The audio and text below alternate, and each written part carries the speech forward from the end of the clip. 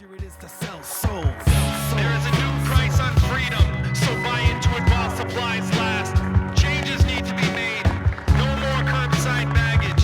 7 p.m. curfew. Racial profiling will continue with less bitching. We've unified over who to kill, so until I find more relevant scripture to quote, remember, our God is bigger, stronger, smarter, and much wealthier. So wave those flags with pride, especially the white part. We're selling addictive 24-hour candlelight vigils in TVs. Freedom will be defended at the cost of civil liberties. The viewers are glued to television screens, stuck, cause lots of things seem too sick. I use opportunities to pluck heartstrings for theme music. I show you which culture to pump you. Welcome to the Grift. I'm the Reverend Al. I am Gonzo. And it's June. June. Happy Pride Happy Month. Pride. It's been a week. Yes, it has. And it's been a 15 hours of today. This already. day. This day is a thing of something. Wow. For those who are not watching, Is it down more? yeah. All right. So You love to see it. Elon Musk is having a crash out, and he and Trump seem to be having a little spat over the big, beautiful bill. Big beautiful boondoggle. Yes, the big, beautiful boondoggle. And they're having a massive Twitter feud right now. Elon is having a Twitter feud with himself. Elon is having a massive crash out. Yes, and he is spiraling. And We will have to wait till about 2:45 a.m. for Donnie Boy to figure out what's going on before he can crash out on his social media platform. Yeah. There have already been a few attacks from Trump, though. A few things said. He's been asked about it, and he's been like, he didn't have a problem till today. Yeah, and said something along the lines of, we had a good relationship. I'm not so sure if we will now. Like, ooh. Somebody must have told him about the EV credits being cut. Right. Because he specifically mentioned that as why Elon was crashing out. Yep. Also, and he would not have come up with that on his own. Also, the news in that bill, which I didn't know about until now, big solar subsidies are also cut in there. The ones that made like a home solar so big. There's a cut there. And, that's another big revenue stream for his companies. So we're at 14.5% down. We were at 10% when we... like half an hour ago. That's the thing. This bill, Tesla is down. If you look at the things right that are now. being cut in the big beautiful bill, the things that they are cutting, in a lot of ways, are going to cost rich people more money than they will save with their tax cuts. Yeah. Like you get rid of Medicaid, right? You zero out Medicaid. That's hospitals gone.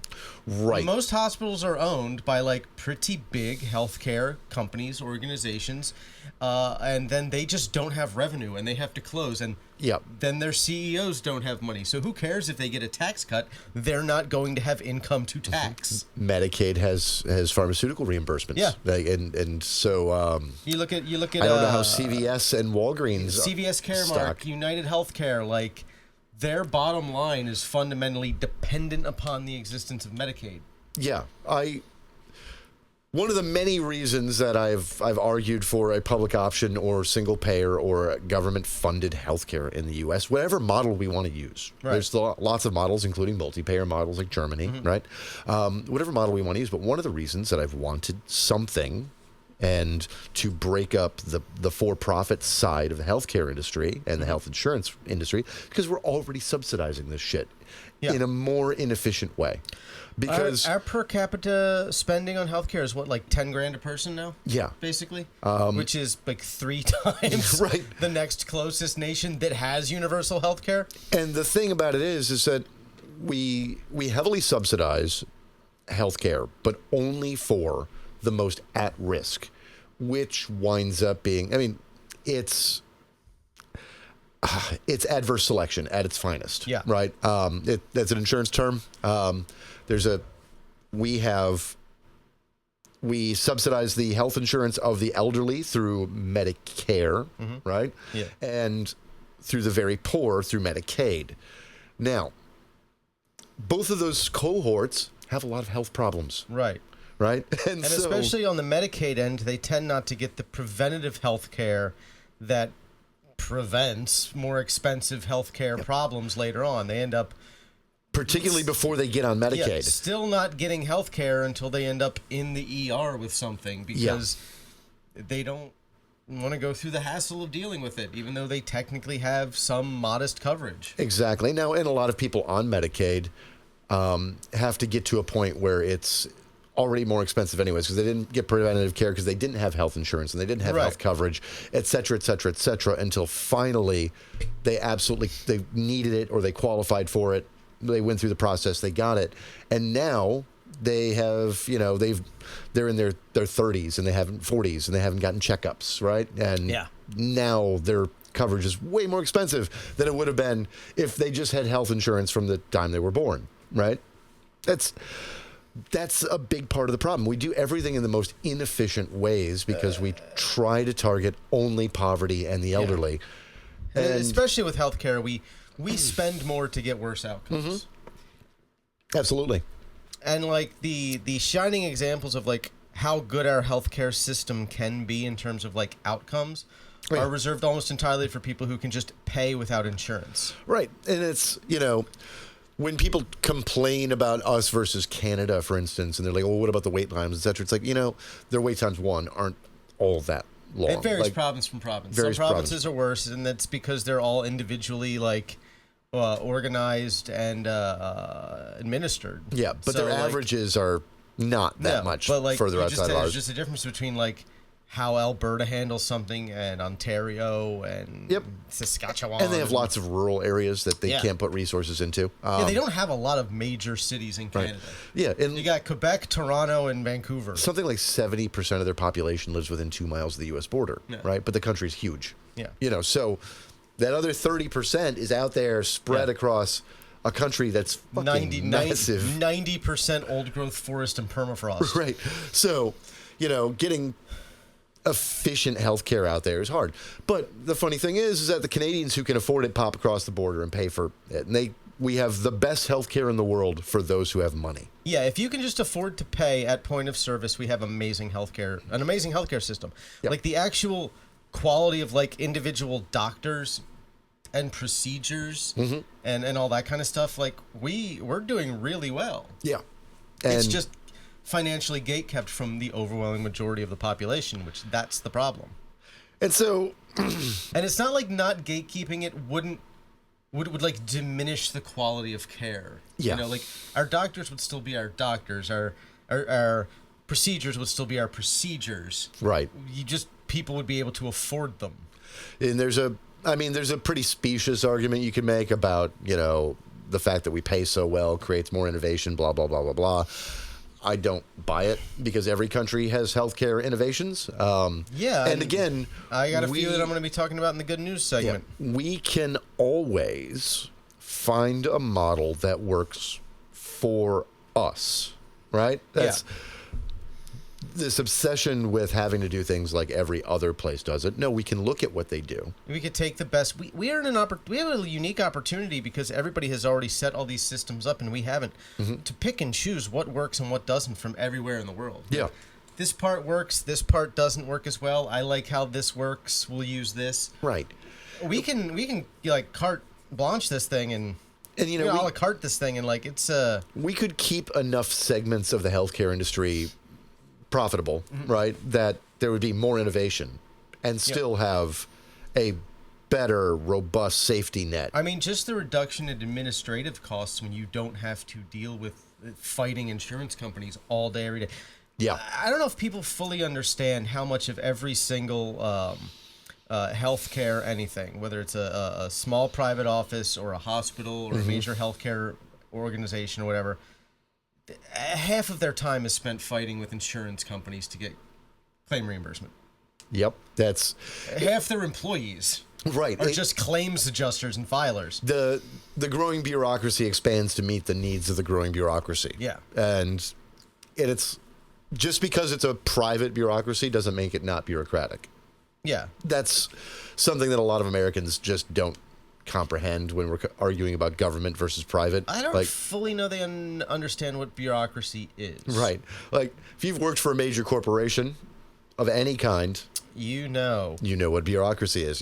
If you've had to deal with the the interrelationship between the government and large companies. Yeah. You know what bureaucracy is. It exists. If you've worked at a major company and tried to get anything done outside of what you were already told you were supposed to get done, hot damn, it is. Oh my God.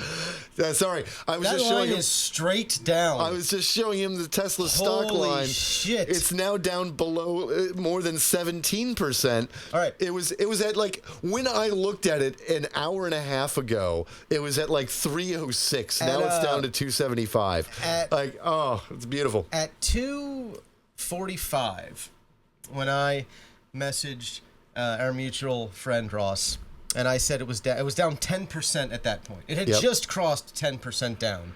That was 45 minutes ago. That was 45 minutes ago. Is that what, 17 you said? Yeah. Yeah. There's like almost 2 hours of trading left. Yes, there are. And an entire day tomorrow. Oh, boy. Let the games begin.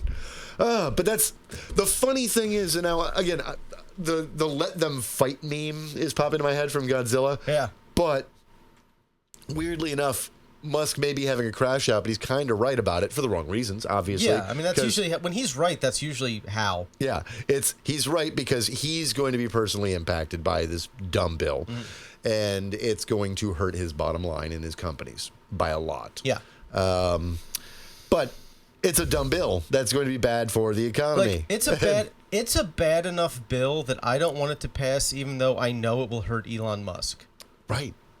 I want the provisions that'll hurt Elon to pass. Yeah, kinda. you know what's weird, and it says a lot about MAGA that since he's been crashing out like this, and we've all been enjoying ourselves watching him crash out, their line has been, "Oh, I see how it is. Now that he disagrees with Trump, you people like him." Let me make this clear. We don't like Elon Musk.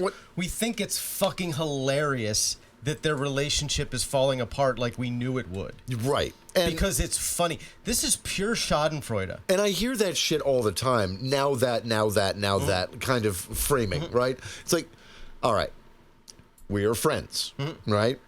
Now, I like hanging out with you, but if you're in a really shitty mood one day and you're being an asshole, I don't want to hang out with you that day, right? I don't dislike you one day and like you another. It's just I don't want to on that day. Things change from time to time based on available information and people's actions, right? So if Elon Musk says something that I agree with, even if he says it for a dumb reason, I will agree with the thing he said. I won't like him. I will hope that he still fucking dies in fucking molten lava. Especially if the thing that he's saying that I agree with hurts him too. Right. Like that's better. Yeah. Like, but I've realized in watching them do this over and over and over again that fundamentally they have this weird personality flaw where I don't think they understand that you can agree with someone and dislike them at the same time. They don't. No, and like that's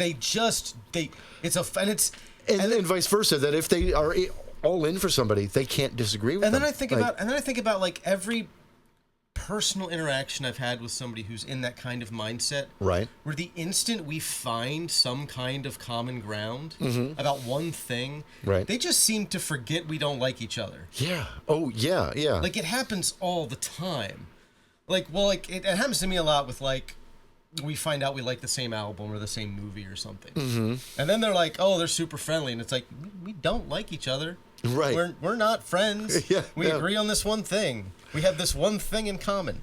Yeah, and I still think you're a goddamn lunatic. The MAGA folks that we've run into or at least that I've run into in our line of business, right? Where I will... And I don't run into them at our bar as much as I run into them at other bars. Yeah. But, you know, they used to come around, but they don't anymore. But, yeah, like, a lot of them never liked my politics, but once we agree on, you're right, an album, we talk about the Star Wars or, you know... Yeah, just like, being, like, in the same age range. Like, any white dude who's, like, within 5 years of my age, plus or minus, like, I can find something that we, like, grew up liking at the same time. Exactly. And then they, like, just... Their whole attitude shifts. I don't know how to weaponize this against them yet. No, because once you disagree again, they hate you. Yeah. Like, it's amazing. Like, once you're back onto, like, we adamantly disagree on this one policy point or some... I thought you were cool! Right. They just hate me. Again, it's like, oh, God. You're like fucking light switches. Your brains cannot handle nuance. It's the... yeah. It's the inability to understand, like, nuance. They just have none. They're very simple people. They're simple, frightened people. But man, this crash out leading to a 17% slide in Tesla stock. 17% so far. So far. It's, yeah. Oh. That line is fucking straight down. It's a beautiful thing. That is... Looking at it on the 5-day. Just show the camera. Show the camera. Look at that. I mean, the glare's there, but my God, it's out of focus. But Jesus Christ, that is just beautiful. Fucking incredible. Like, wah. You could just see the numbers just spiraling. You don't see that, like, fraction of a second change. Yeah, my trading app isn't usually this volatile with a stock constantly popping up within a 1% range for every minute and then sometimes ticking down below that or up above it. This is amazing. I love seeing it. Yeah, I don't remember seeing volatility like that. I see it from time to time on a stock that's hot or cold for the day, or when the market is in turmoil. And from what I saw in the market, otherwise, the market is still holding at the about 3,000 points from its peak before Trump tanked it. Yeah, where it's been for the last 4 or 5 days. Basically, let's take a look here at the markets. Oh my God, yeah, but they're all down a little bit today. They were like in the 42 range. Yeah, 42 range, but they're all down a little bit today. But yeah, Dow Jones 42 range, S&P 5,900. Let's see, Nasdaq 19,000.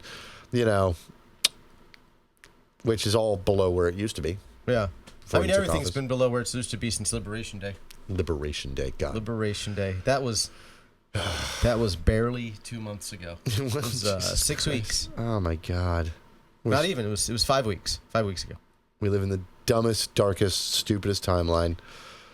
But happy Pride Month, everybody! Yeah. Like our background today, we're going all out. We're celebratory. It is very colorful. It's gonna. I should have worn a Britney shirt today. Next time. Yeah. We got a whole month. Next we got time. a whole month. Got a whole month. All right. What do we got going on in the news today? I'm just realizing that aside from Elon crashing out, I don't actually remember any news from the past week. I feel like important things happened. Speaking of which, Trump says he's very disappointed in Elon Musk's attacks on the policy. I know something awesome that happened. Ooh, what's that? In Russia. The Ukrainians. Oh, yes. Their sneak attack. Apparently, this is beautiful. They used a bunch of trucks that were owned by a 34-year-old former DJ. Mm-hmm. And they loaded them up with what they told local Russian drivers were like prefab cabin kits. Mm-hmm. But they weren't prefab cabin kits. They were prefab cabin kits plus kamikaze drones. So they spent 18 months smuggling all this shit into Russia, getting all of these trucks within range of multiple air bases in Russia, simultaneously launched them all, and destroyed 1/3 of Russia's strategic bomber fleet. It's amazing. 34% of their fleet gone. Billions of dollars of damage done in a single afternoon. And then the prefab sheds self-destructed. Mm-hmm. Yep, destroyed their strategic bombers. I love the name of it, Operation Spiderweb. Yeah. That's quite the name. Like it puts them in a position where it's like their non-ICBM nuclear arsenal was like decimated. Yeah. Not that I expect them to use any of that, but like just knowing that it's done and gone. Yeah, I mean they blowed it up. Taking that, I mean, think about it. Taking that off the table, right? Like reducing their ability to wage a nuclear war and without long range missile strikes. Exactly, short and mid range, right? Has now reduced the risks to Ukraine in escalation, right? Which is one of the and to Europe, because that's one of the things that the European governments have been minorly hesitant about is if we escalate too much or we're seen as actually getting directly involved, how will this spill to us? And it's a nuclear state.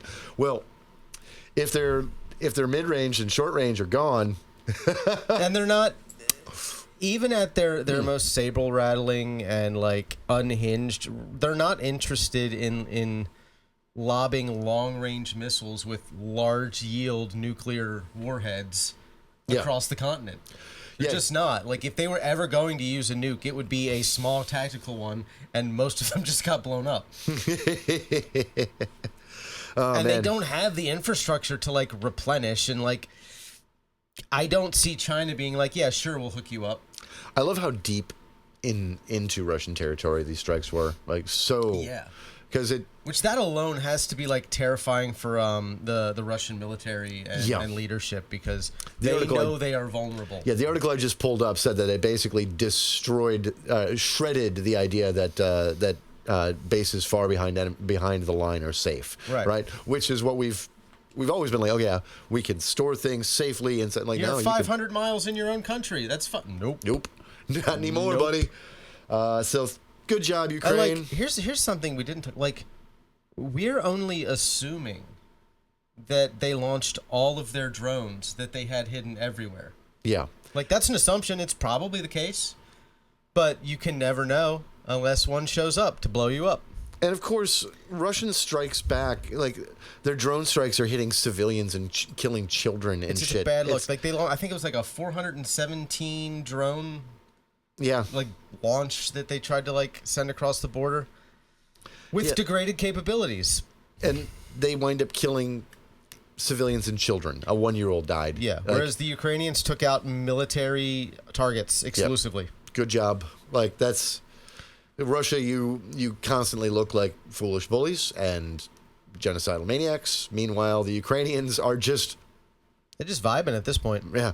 Like, I feel for them, but Slava Ukraine, you guys are doing a great job. I follow this, I've been following this one YouTuber for years now. He's a bass player. Mm-hmm.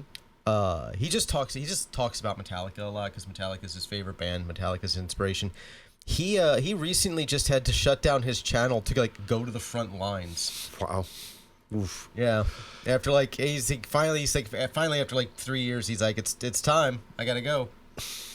Like he's still been doing the channel just like, I might have to stop the video cuz if there's an air raid coming, let's talk about Metallica.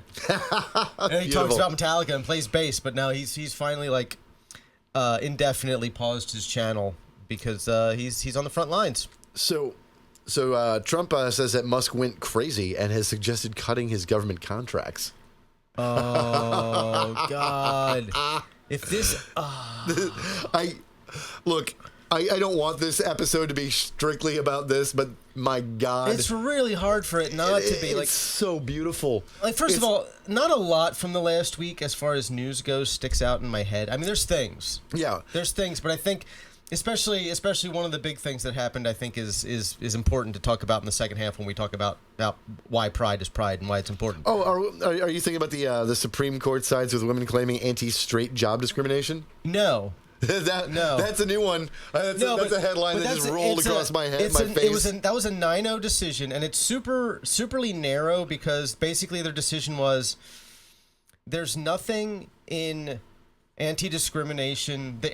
The anti-discrimination laws as they're crafted that specifies what group you're in determines whether or not you have standing to sue. All they decided was that she had standing to bring the suit. Okay. Well, I mean, that's why it was a 9-0 decision. Gotcha. It's very, very narrowly tailored. It's basically like... And when you listen to her story... She may actually have a case, which is fucking wild to say. Tell me about it. I'm just now catching this. She was working for some Ohio State Department. I can't remember what. I think it was in youth services or something. She was middle management. Mm-hmm. She applied for a promotion. Okay. She didn't get the promotion.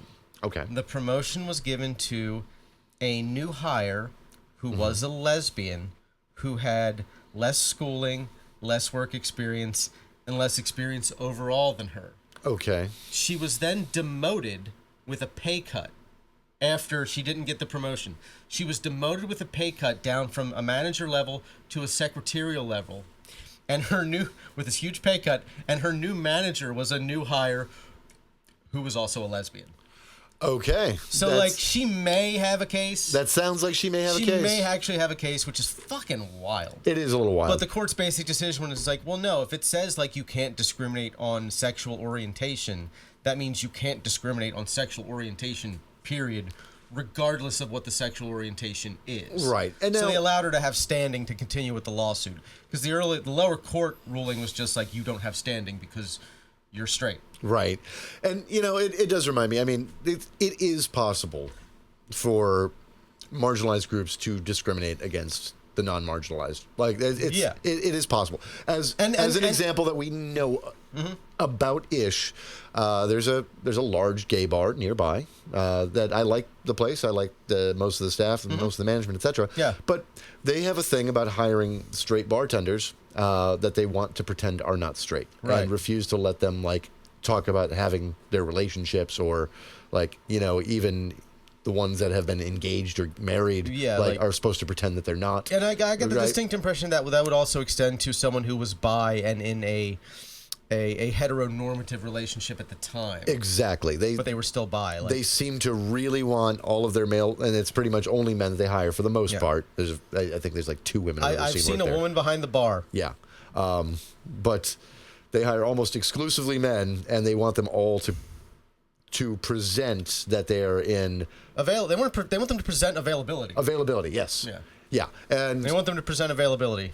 And now that can be seen as discriminatory and harassing in a lot of ways. And you know, I'm not saying anything about the company or not, just saying I could see how that could escalate. And it's possible. Like, wherever these things happen, we should always shoot for moral consistency and ethical consistency. Yeah. You know, and that's humans are bad at it, but you are strive for that at all times. You are exponentially less likely to face that kind of discrimination if you are straight. Yeah, absolutely. That doesn't mean that it's impossible. Right. And in the cases where it happens, in those edge cases where it's happened, you probably should have a remedy. Yeah. Like, I don't think that's unreasonable.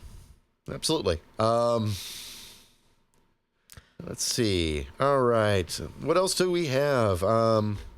Bunch of questions about the World Cup because there's a new travel ban.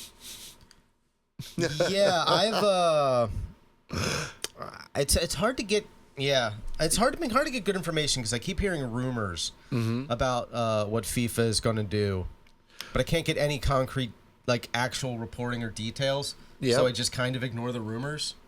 Right. But the rumors I've heard is that they are seriously considering taking the World Cup away from us. I don't know why we're in the running for these things anymore. And I've heard nothing from the IOC about the next Olympics. We absolutely don't deserve to be hosting these events. And in particular, considering that there is a not even non-zero, but not even a single-digit chance that athletes will be harassed and or held at the border. I will say that in both the instances of the World Cup and the Olympics, that if our policies are still our policies when it comes time for them to be hosted here, there is an essentially 100% chance it's going to happen to someone. Yeah. And not just someone. I mean, like, someone prominent. Yeah, there's going to be at least a handful of athletes are going to get harassed. Visitors, tourists, people who come for this, which is the reason that countries vie for these events is because it's worth billions in revenue. Like, all of the visitors and tourists that show up, getting 100, 200,000 people to visit your city, right, at once. And it is essentially impossible for there not to be, between the two events, some sort of international incident that is truly fucking unpleasant. Yeah. Like, it's going to happen. Right. At either, if not both, then one of the two of them is going to happen. I caught a story just a couple days back of an army wife who is not even applying for citizenship or a green card. She is an Australian citizen who married a man in the U.S. Army who has been stationed off and on in Australia, right? Okay. They were going to have their honeymoon in Hawaii. And she brought too much luggage. And because of that, she was detained by customs and told that they suspected her of planning to overstay her visa because she brought too much luggage. Happy honeymoon. And deported her back to Australia. And then I'm sure that also comes with a 5 to 10 year ban from even attempting to re-enter the United States for any reason whatsoever. Probably. At least. Yeah. So she didn't do anything other than coming to meet with her spouse for a honeymoon that they delayed. On an island that shouldn't be part of this country. It should be an independent nation. Right. But they delayed their honeymoon. She visited the United States to be with her citizen spouse who happens to be serving in the United States Army. And we deported her ass. That's... And I keep hearing stories like that. And we just deported another 2-year-old. And you know, and a story like that in particular, like, do you think that makes your military corps comfortable with the administration? No. Like, do you think that you, as an executive and commander-in-chief of the military, most likely to do some sort of illegal command? Yeah. Against American citizens, like to actually send the army illegally against the American citizenry at some point. Mm-hmm. Do you think doing things like that to your military makes it more likely they will listen to your illegal commands when the time comes? No. It's self-defeating, which on one level is good. Right. But in his first term, there were instances of soldiers who were fresh out, veterans who had been out, who were going through the citizenship process. Because here's the thing. We have a fast track for citizenship for those who serve in the military, right? If somebody came here illegally as a child and they got deferred action or, what have you, we've created these like fast tracks to get them through citizenship if they serve in our military. We started deporting some of those people. The United States, the Customs and Border Patrol even deported one active duty Marine at the border, right? Because he was a non-citizen and there was a fucking immigration warrant hung up somewhere because he had been, right? So the guy was actively serving. That happened in his last term, and now things are sloppier and messier and stupider now. And this stuff is going to, because a huge number of our active duty troops are immigrants who don't have citizenship, but are actively trying to serve to get it. This is going to blow up on them. Here's an interesting, I would say, related bit of news. So we're kicking all of these people out of the military. Yep. Every trans person kicked out. We're deporting members who aren't already U.S. citizens. But we have created a beautiful new recruitment tool by destroying Job Corps. Yeah. So we have taken the one means by which, like, kids who've been in the foster care system their entire childhoods, kids who came from, like, poor backgrounds, who wanted to, like, learn a trade and couldn't afford college, maybe they dropped out of high school, whatever. If you were 16 to 24, Job Corps was there for you to get housing and training and a stipend to live off of while you were doing your training, and you would usually walk into a good-paying job in a trade. You'd be an electrician or a plumber or a welder. I know a few or people some other tradesman. Reno, our friend Reno, Yep. he was in Job Corps when he had to drop out because he got that DUI and wrecked his car. Right. But he was starting to be an electrician. He was living there. He was going through the process. He was learning. You've got a lot of, like, what do you do when your only option is Job Corps, and it's just taken away from you June 30th. It's closed. It's shut down. You have a couple of options. You can either just be homeless and be destitute and hope you survive. You can do crime, which at that point, more power to you. I do what you have to survive. Or you can join the fucking military. Right. And 2 out of those 3 ways means that basically the state gets to use you as slave labor. Yep. That's... I don't... And the 3rd way, they get to ignore your existence and pretend you're a burden. Yeah. We are so fundamentally broken as a society and around these things. The cruelty for the sake of cruelty. Like, there is no There's no logical reason to do this other than you hate the children who are in Job Corps, right? Trying to better their lives. There's no upside to it. There isn't a benefit to society. Like, how do you expect the children of the poor, and poor children, or kids in foster care? Kids in we foster just care. ignore kids in foster care like they don't fucking exist at all, and they are fucked from the start. Yeah, no. They don't. They are not kids who are given opportunities at all. They struggle every minute of every day. I've met some kids who've been through the system. I know some. It's ugly. It's abusive. It gives you no options. It fucking throws you out on the street the instant you turn 18. Fuck you. You're on your own. Yeah, I've seen some absolute horrors from the foster care system, and you know, as the son of a mother who went through that system. Yeah. That explains some of my damage, you know? Speaking of the foster care system, by the way, did you hear how they changed the live-action ending of Lilo and Stitch? No. Nani gives up Lilo to the state so she can go to college. That's how the movie ends. She hands Lilo over to the CPS. Gives her to the state so she can go to college on the mainland. So she can go study marine biology on the mainland when they live in Hawaii, where two of the best marine biology programs on Earth happen to be.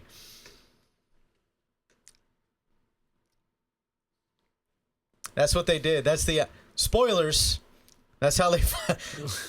I haven't seen Lilo and Stitch since like it first came to VHS. Like I watched it only once. Ago. I don't remember shit about it. It's adorable. I liked it. I watched it one time 20+ years ago. It was cute. That's all I remember. It's cute, but man, I do not remember the moral of the story being CPS rocks.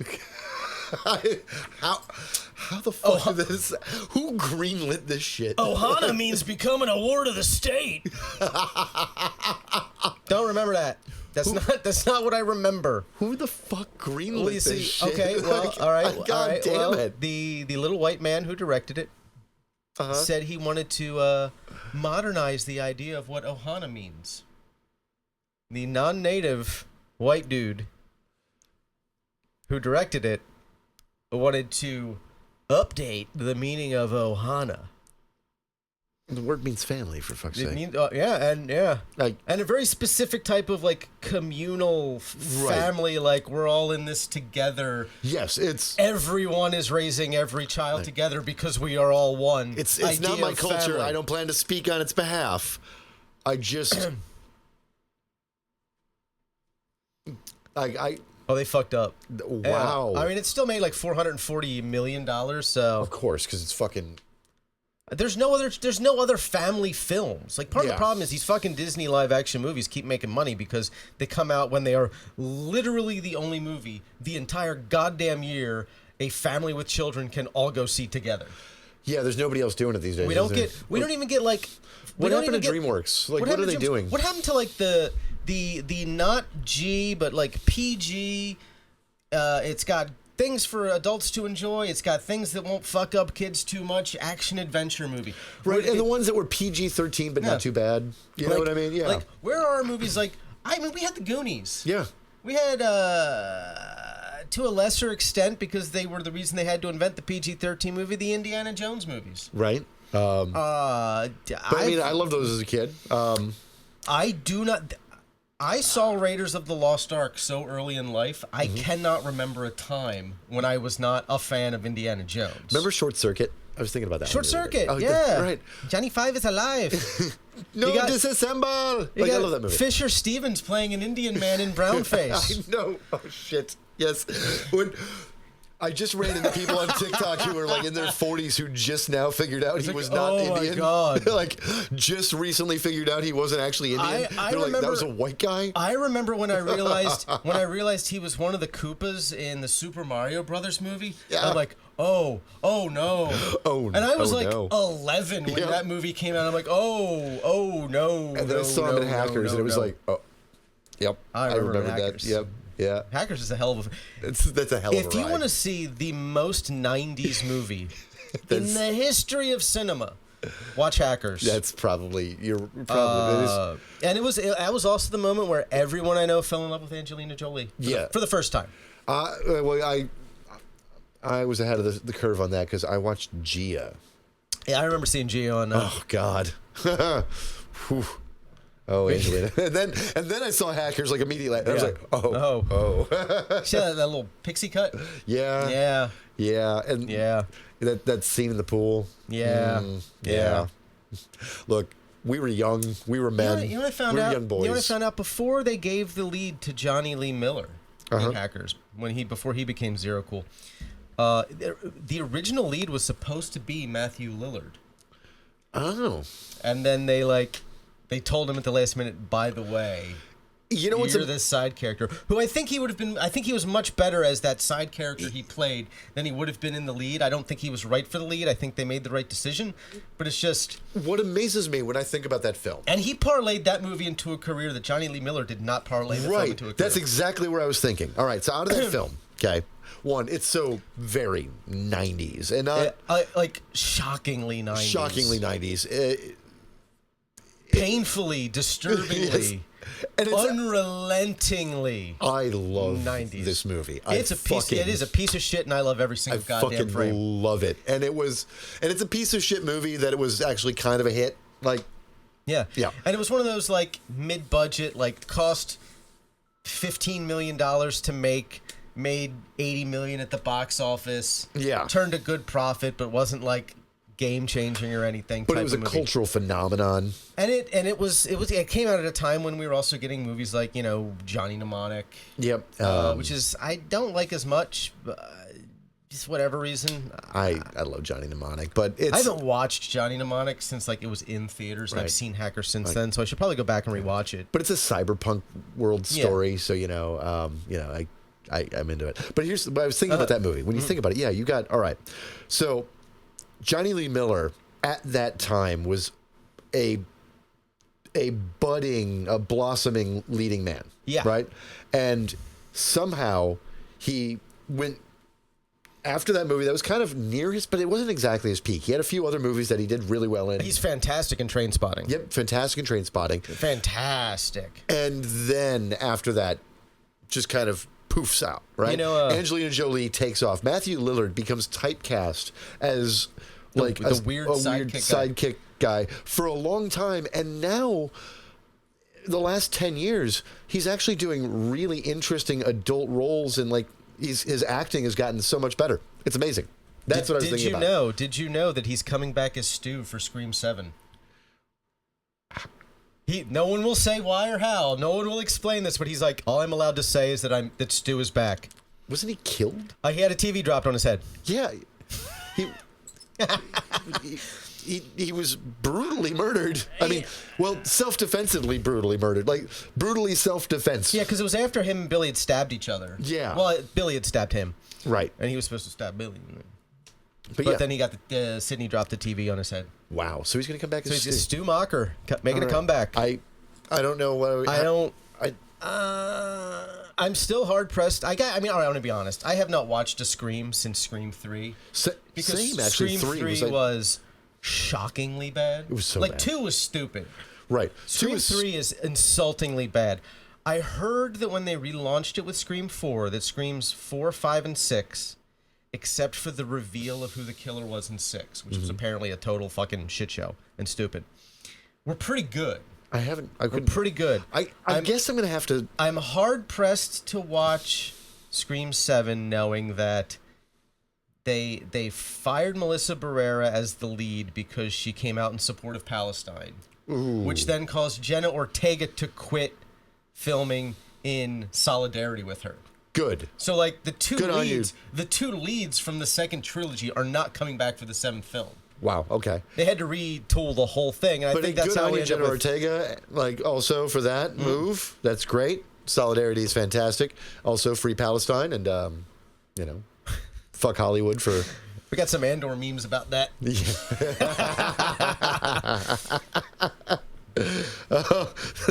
Strap me to a missile aimed at Coruscant now. My body is ready. My body is ready. All right, so let's get into the news. What else has happened in the news? A unanimous Supreme Court case that I've been looking at. I'm not sure how I feel about it. Has sided with Catholic Charities in a Wisconsin case, basically exempting them from unemployment insurance. Weren't there like 6 unanimous decisions today? And so here's the thing. I haven't looked at any one of them except for the one we talked about earlier.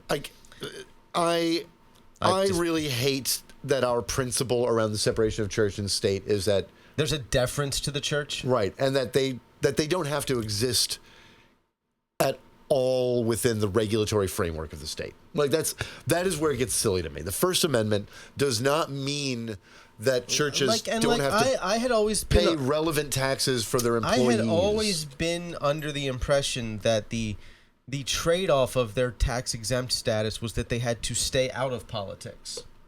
Like that was always my understanding, and I realized that is a correct but naive view of how things are supposed to work. Right. But that's how things are supposed to work. That's what it's supposed to mean, even though it rarely does. Yep. Oh, and let's see, our dumb trade war with China is getting even dumber because now we've got administration officials out here talking about how China is withholding necessary goods from the U.S. supply chain. They're either dumping or withholding, right? Which is it? A week ago, it was about them dumping on us. I miss when any word had a meaning. Yeah. I really do. I just give me one goddamn word that has a meaning we all agree on anymore, because I am struggling. Yeah. Let's see. We're hearing the word starving in immigration detention centers. The conditions are apparently awful, and human rights groups are, sounding the alarm that the resources are stretched thin, and we're just basically not feeding immigrants that we've detained. That reminds me, big news, 2 San Diego, and I think the other one was Minnesota. Mm-hmm. 2 majorly over-the-top, ridiculous ice raids at restaurants to clear out kitchen staff, 20 head to toe body armor fucking machine gun wielding jackbooted thugs kicking in the door of a restaurant as it opens to take 2 Venezuelan guys or whatever out of the fucking kitchen. They're literal stormtroopers. Oh, speaking of, did the Secretary of Homeland Security not admit under oath that they're allowing January 6th convicted criminals January 6th? Well, they were pardoned. Right, they're still convicted criminals. They were not. They're not acquitted. No, they were given it's okay that you did that. They are. I cannot show you documentary proof of this, but it is absolutely irrefutable that they are using Proud Boys and Patreon front members and 3%ers and Oath Keepers as quasi-deputized ICE agents. She all but admitted that under oath. And that's horrifying. 2, nothing you do to them is immoral. It might be illegal. It might be illegal, but it won't be immoral. You know what you might want to invest in? Get yourself one of those little things for taking the core out of a valve stem. You just the kunk. They don't keep extra valve stems in ICE vehicles. Well, maybe they keep 1, but if you take out 2 or 3, they can't just replace the tire. The valve stem's gone. The wheel is fucked. They gotta get a new valve stem. Don't slash a tire. Steal the core from the valve stem. That's padlocks. Invest in padlocks. Here's why you should invest in padlocks. One of the things that's happened over the last week is people have been calling for a boycott of U-Haul because fucking Patreon fraud douchebags keep using U-Haul trucks to get to protests. Speaking of which, the left guys learn how to aim your ire in the right direction. I don't know how you expect to be able to enforce that. I don't want U-Haul to let Patriot Front members rent a truck. How do you police that? How do you know that if I go to rent a U-Haul truck or if he goes to rent a U-Haul truck, without doing like a full background check on everybody who wants to rent a vehicle. Right. How could you possibly know that? Yeah, you can't. One and two, like guys, who cares if they rented the U-Haul truck? The problem isn't that they rented a fucking U-Haul truck. No, the problem is that they showed up out in the open in paramilitary gear, like with weapons. Like, don't make it U-Haul's problem, right? You like when they show up in their fucking gear, beat the shit out of them. But sure, this is why. But fuck, who cares about U-Haul? Knowing these dudes are going to show up. Mm-hmm. This is why you invest in padlocks. Because with that padlock, you can do one of two things. You can lock the U-Haul back. You can lock the U-Haul while they're outside of it so they can't rush back into it to get in. Or if you're really quick... You can lock them in. You can lock them in. Yeah. It's not air-conditioned inside of the back of a U-Haul. Nope. It's summer. So they'll have to call their buddies up in the front. Imagine. To drive them someplace where they can get an angle grinder or a fucking, like, bolt cutter. Yeah. And then when you mix that with, say, I don't know, something that can take the core out of a valve stem so they can't drive anywhere, you've just got dudes roasting in a giant oven in the summer sun. Nice. I like it. I see no downside. You got to be quick. You know what would be useful, too? Quick. Practice. I want you to practice, like, sprinting 20 yards, slapping on a padlock, sprinting 20 yards away. Hide from the shadows. You have to be a ninja about this. This is stealth. This is guerrilla warfare. Yeah. This is you fucking people who say you want a goddamn revolution. This is the short of shit you need to learn how to do. If you're going to stage a revolution, you need to be able to do this shit. Calisthenics. Get work up your endurance. At least get your steps in, Get your guys. steps in. Like, you don't have to be like in perfect physical shape, but you got to be able to like have endurance. You have to have endurance. So if you have to run, even if you're not a fast runner or you're a graceful runner, that you can keep fucking going. We are endurance predators, and that makes us difficult prey too. I don't think I've ever seen you run. I have fucked up legs. That's really hard for me to run. I do this shit. Yeah, I know. I was just thinking about. I was like, you're giving this very good advice out there, and I'm like, wait a minute. No, I'm the guy who dies, but that's okay. This isn't about me. Love it. All right. This is about me helping you. So back into the news. I'm probably fucked. Let's get back into the news here. So millions are going to lose their Obamacare coverage under this new giant, big, beautiful bill because it has a bunch of technical fixes. Now, it's not aimed at ending Obamacare or repealing it. No, this is a bunch of weird technical fixes that are going to basically like bounce a bunch of poor people off and increase coverage costs and make it harder for them to use it. It changes, eligibility requirements and subsidies. So even if you are still eligible, the cost on the marketplace will triple, so you won't be able to afford it, which means you're effectively losing your health care even though they're not technically taking it away from you. Right. So that's wonderful. Let's see what else we got. Let's see. Why is Thune a leader in the Senate? Who? He was handpicked by our baby boy Mitch. Oh, speaking of the Senate, Steve Bannon has called for Lindsey Graham to be arrested. For what? Who the fuck knows? I think it's for still supporting Ukraine. And like that making him some sort of traitor. How dare you? Actual quote from Steve Bannon, I went to prison, he should have to as well. That's... Like, and he was talking to fucking Chris Cuomo about this on Chris Cuomo's show, because apparently Chris Cuomo was somewhere out there still. By the way, speaking of Cuomo's... What is it with fucking governors and the... Speaking of Cuomo's... Fuck you, Chris Cuomo. New York City. Fucking don't. Just fucking don't. Wait, is... Andrew Cuomo is running for the Democratic primary for New York City mayor. He is currently in the lead. I will have no sympathy for you as a city if you do this, New York. You are on your fucking own. You are on your fucking own. Andrew Cuomo. You... Or... I don't have... I'm not This is not computing. Like, I don't know whether he'd do a good job, but in the broadest of political strokes, my pick would obviously be the socialist guy. Right, sure. Who they are also calling for him to be deported. Various sort of people are calling for him to be deported because he's a Muslim chap. Okay, is he a U.S. citizen? I don't care, so I haven't looked. Okay, I mean, but he's eligible to be the mayor of New York City. So he's running. He should be the mayor of the. I like this idea. In fact, the more they hate him, the more let's put him in. Let's see. And like one of the things, like I'm sure like any socialist who runs for office as a Democrat, he's got certain policy positions that are like just untenable.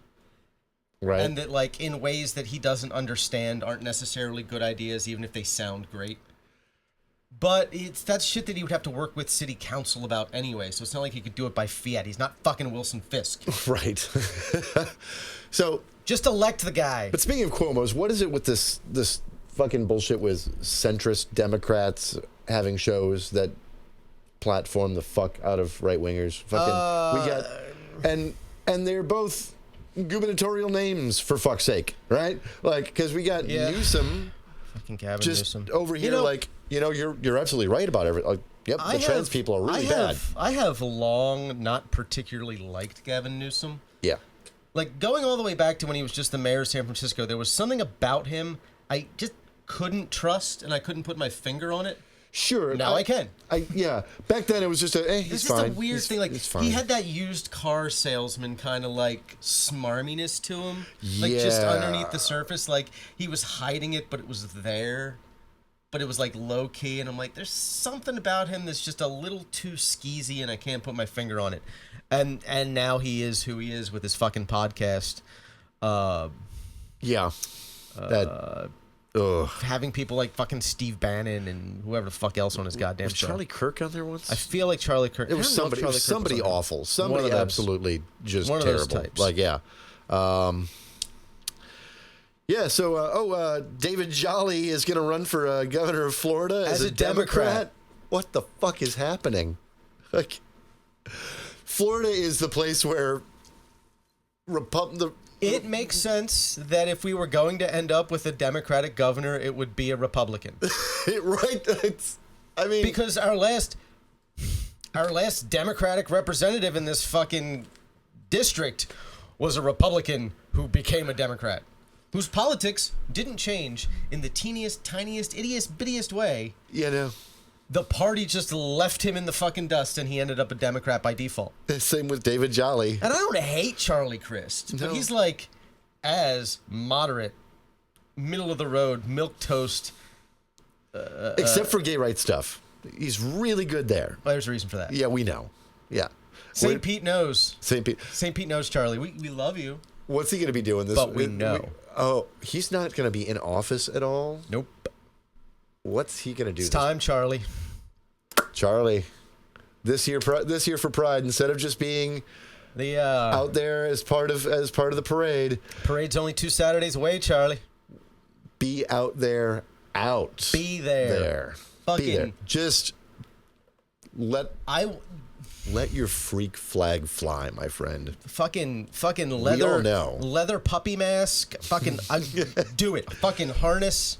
Fucking cock out and everything. Like, just fucking. And if you're not comfortable with full cock out, just a leather jockstrap and nothing else. Oh, that's perfect. Yeah. You are for an older dude. You're in good shape. You are. I've seen you without your shirt on because we all have. You're kind of because that's what happens in Florida. Right. You're kind of a bit of a silver fox. We'll give it to you. Yeah. Yeah. Do it. Do it. Be the best you that you can be, Charlie. We will support you. You know what? How about this? Charlie Crist, if you would like to make any announcements about your sexuality, and you would like a platform on which to do that, we will allow you to come on this show and tell the world your truth. Hey, we finally got a deportee back. Really? Yes. Who was it? Some guy from Guatemala. So, I mean, not the one we wanted. I mean, not. We want all of them back. We want all of them back. But still, not the one that was, like, just absolutely fucking sent to go die in El Salvador. But yeah. Tell us about this man. Do we know anything about him, or is it just like he's coming back and he's from Guatemala? Guatemalan guy was deported to Mexico despite stating he feared being persecuted. Was flown back after a U.S. judge ordered his return to be facilitated. Let's see. So they didn't send him off to the death prison. So apparently the Mexican government was like, yeah, we can what the fuck are you doing? Yeah. Like, yeah. Speaking of the death prison. Oh, tell your story. Yeah, I have death prison news. Yeah, so that's basically it. But obviously, Abrego Garcia has not been returned. This guy's anonymous. He hasn't been identified because they don't want national coverage about him. Right. Yep, but he was sent to Mexico, so the Mexican government's like, yeah, you can get him back. So speaking of the death prison, you remember when we sent like 240 people there? Yeah. So, apparently, and I need to like verify this, the administration has admitted that out of those 240 people we sent, 34 of them had actual criminal charges against them. And of those 34, 6 were either non-property or non-traffic violation crimes. Yeah. So, out of the 240 people we sent, 6 could, if you stretch the definitions... All right, well, because I forgot to set up the cooling system, the camera overheated mid-rant. We had to take a little bit of a break earlier than usual, but I think I made my point. Yeah, you made your point. I'm not going to reiterate anything. We're deporting innocent people to the death prison, and which we knew. We knew, but even if we couldn't prove, we knew. Government's finally kind of admitting it. Yeah, they're admitting it. So yeah, America, fuck yeah. Like, oh my God, There's a lot of infighting as congressional Dems are attacking Karine Jean-Pierre, who is Biden's press secretary. Who, I did have my issues with because there were times, especially, she wasn't always great about trying to articulate some of the administration's more unfortunate policy positions. Yeah. Particularly when it came to Gaza. Sure. Without, just seeming... snippy about it in a way that wasn't helpful to either side. Right. Like that, and I think that could be it. It could be maybe she was supporting having to defend positions she didn't necessarily agree with, or that she didn't necessarily think were good policy, and she was upset about that. Maybe she genuinely deeply believed in the policies and was upset that they were being questioned at all. We don't know. I'm not reading her fucking book though. No, but the thing about it is that she wrote a book that's a bit of a tell-all about. Her time working for Biden, but also in particular, it zeroes in on the 3 weeks leading up to Biden dropping out of the race. And it talks about how the party was doing a whole lot of blind loyalty. And now a bunch of Democratic congresspeople are attacking her. What I think is indicative of this, what this tells me, is the thing that I hate the most about the Democrats is that they don't want to look inward. Right. And they never have. They haven't. They're very bad at it. And I mean, you could even go back to that being a big part of the reason why Gore didn't win. Right. He kept trying to distance himself from Clinton in these weird ways that weren't helpful, that hurt him, because despite everything, Bill Clinton was still shockingly popular, mostly because I don't think a lot of people actually knew what some of his really shitty policy positions were. Yeah. The thing is I was 20, so I'm allowed to have been a little ignorant at that point, even though I wasn't crazy about him anyway. Yeah, the Democratic Party has a very bad tendency of trying to look for this mythical moderate middle all the time. It doesn't exist. And hover there and read whatever magical tea leaves, but they don't want to change. No. And so you get stories about, how Joe Biden should have dropped out months earlier, years. Joe Biden should have dropped out. Should have announced he wasn't running for re-election in 2022. Yeah. He should have gotten through those first 2 years where he was wildly successful, passed a lot of really consequential legislation. Yep. And then said, I prevented Trump from becoming president again. I have done what I could to solve the problems he created. It is time for me to move on and let a younger generation move forward. That's what he should have done. Yeah, but... It's not what happened, but it's what he should have done. The Democratic establishment, of course, is pissy that somebody's, talking out of church. Right. Which is a problem for us in general. Now, her book could be completely full of shit. Yeah. Like, it could be nothing but, like, unfounded, unwarranted, catty character assassination that's not reasonable. We don't know yet, but neither do they. But they are, like, circling the wagons. Speaking of the candidate that you like in the New York City mayor race, AOC is backing him. Good. There was a lot Zoran of...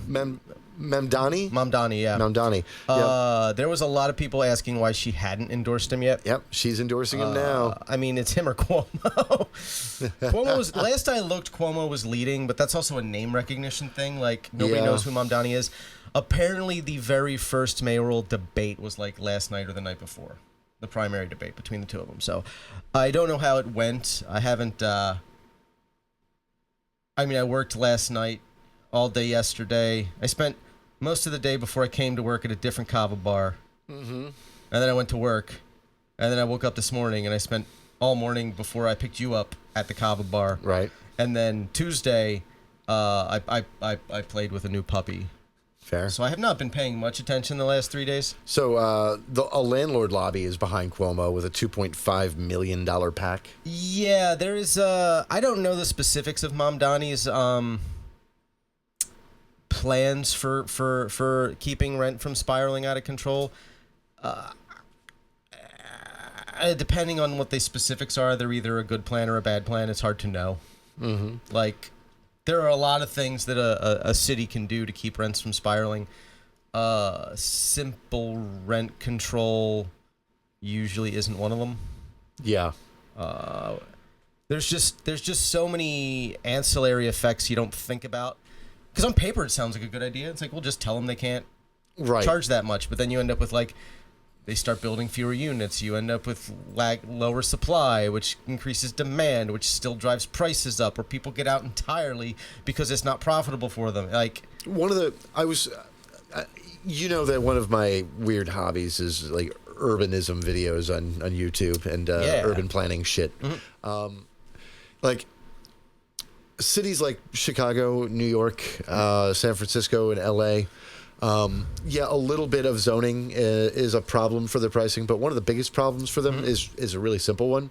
It's that there's not enough housing in the rest of the country. Yeah. Right? Because they're already built up, right? And they're already dense, right? And they're not like here where so much of the city is like single family only zoning, so they can't build multi-family units. Like, that's not a problem fucking anywhere in New York. Right. That's just not a thing. And so you look at, like, Texas, Dallas is growing like gangbusters, doing more building, but it's building out, not up, right?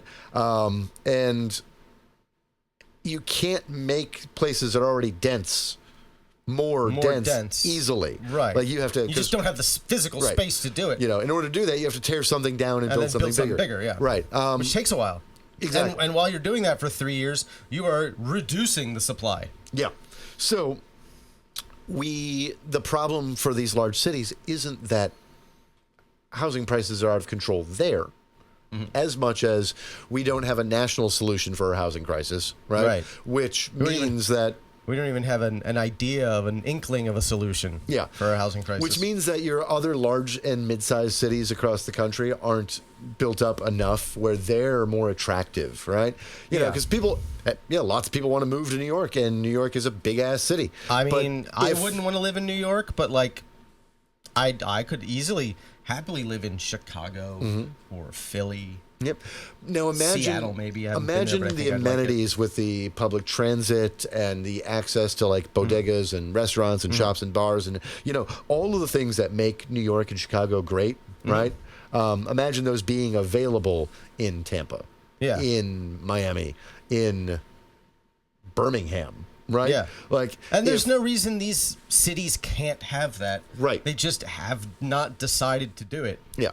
But if we had more building and more economic growth across the country, then who would care about the housing crisis in New York? There wouldn't be one, because more New Yorkers would move for work. Because it wouldn't have that, like, iconic draw, because you'd be able to get the same quality of life other places. Exactly. All people want is, like, a quality of life that provides them like contentment. Like they don't have to be like thrilled. Like you don't have to be like gleeful to live every day. But like when you have services available nearby to you and you can afford to pay your rent and your utilities and you still have enough money to like enjoy life, like contentment is pretty easy to come by in those circumstances. Absolutely. And you know when it's, you know, that's people we're gonna want comfort. And then in the government getting out of your personal life, which we're going to talk more about in the second half.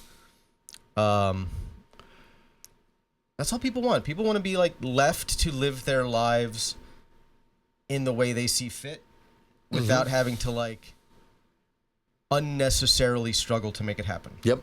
They want the means in order to do it, and they want to be left alone to do it. And that's, like, I mean, that's basically my philosophy. Is like, you know, left-wing libertarian-esque. Would it be like kind of would it framework? Would I have an easier time if I made more money? Up to a point. Yeah. But in general, like when I think about like my feelings about my job and my social life, outside of the things that I can't control when it comes to the federal government, right, and the state government, because this is Florida, pretty content. Yeah. Like I don't have a lot of like overwhelming desires or needs that aren't being pretty much met. It's good. You know, and like people argue with me about it. I don't think people understand that. Like we do have this weird thing where no matter what your position in life is, you're sort of other people demand you want more. Yeah. In a weird way, and it's like, what do you want? It's like, I'm paying my bills and I have 3 days a week to do whatever I want. Like that's pretty fucking sweet for me. There used to be much more of a culture of contentment, like then we have people, you know, who just, you know, a lot of small business owners never wanted to grow their business past the size that it was doing well enough to pay their bills and send their kids to college and own their house, right? Like, why would I want more than that? Lots of people who are happy in their jobs. It's like the mail and parcel center that was my last job in Maryland before I moved to Florida.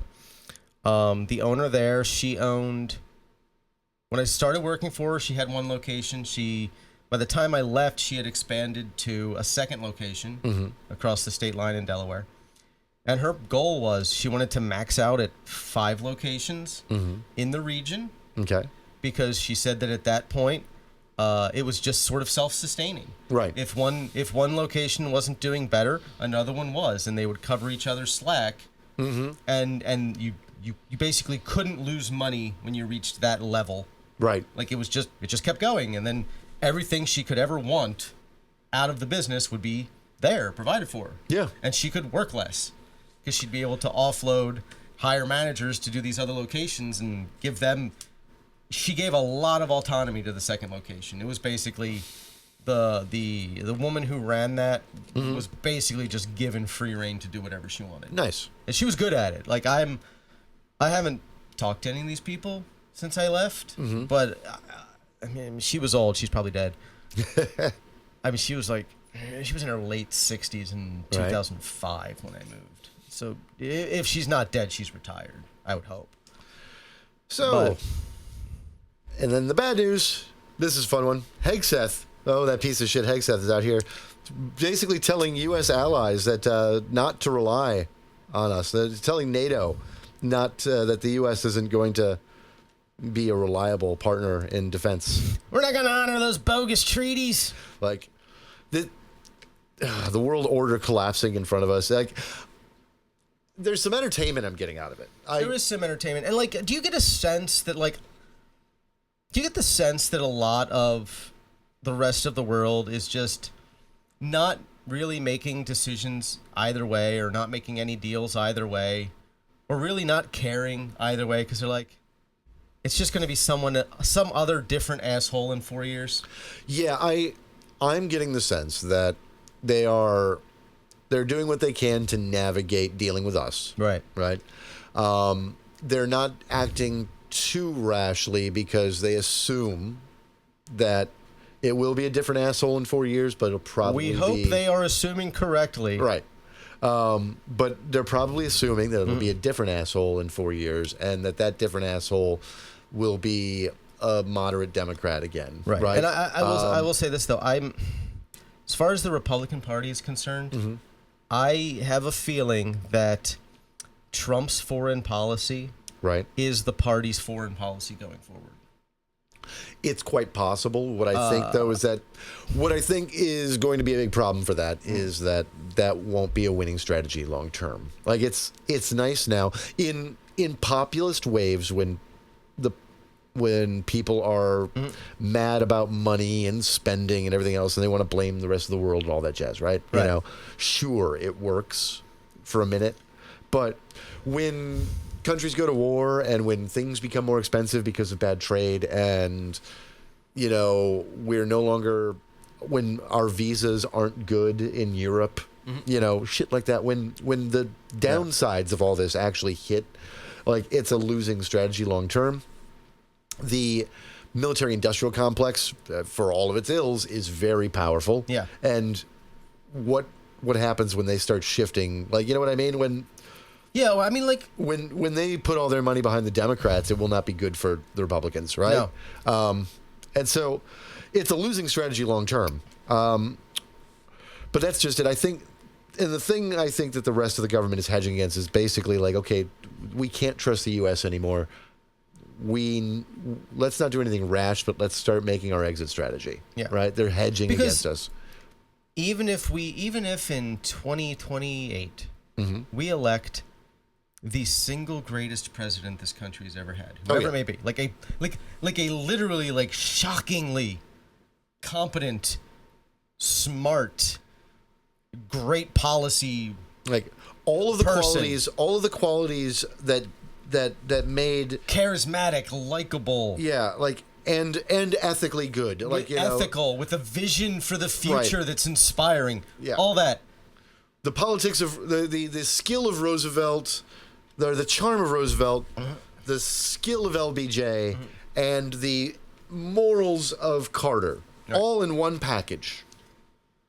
And they're still going to have to, and we get that person, and they look at the world stage. The rest of the world still has to think they could give us a guy in 4 years that makes Trump look like Churchill. Yeah.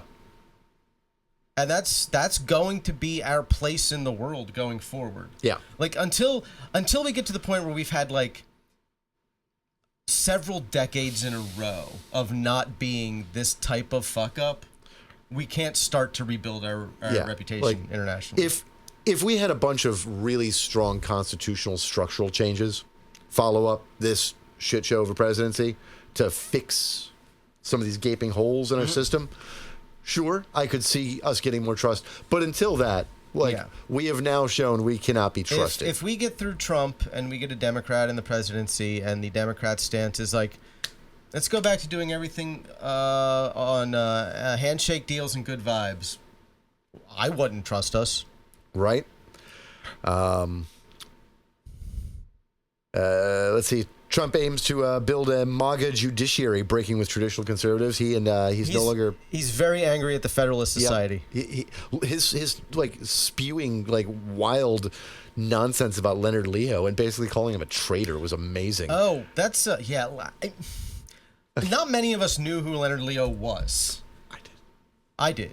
You did. But like most normal people don't know that. But to see Trump, when I saw that, I was like, oh, it's time. Yeah. It's happening. Right.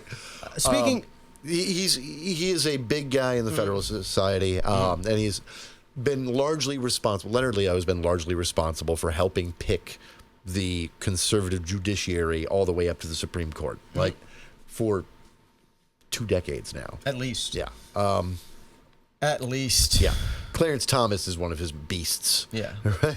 It's like amazing. Oh God, that's 35 years. Yeah. They started really. They started their whole thing after Bork, right? Because they decided after that they were never going to lose again. God, that was a fucking bullet we dodged. Yep. And the ABA was pretty moderate, right? Yeah. And so it like they wanted a countering to the moderacy of the ABA, right? And this is what we got. And they are anti-Trump these days. It's amazing. And you know, here's something that was in the news this week, and this is the reason why Among people you would not expect, Trump is hemorrhaging support.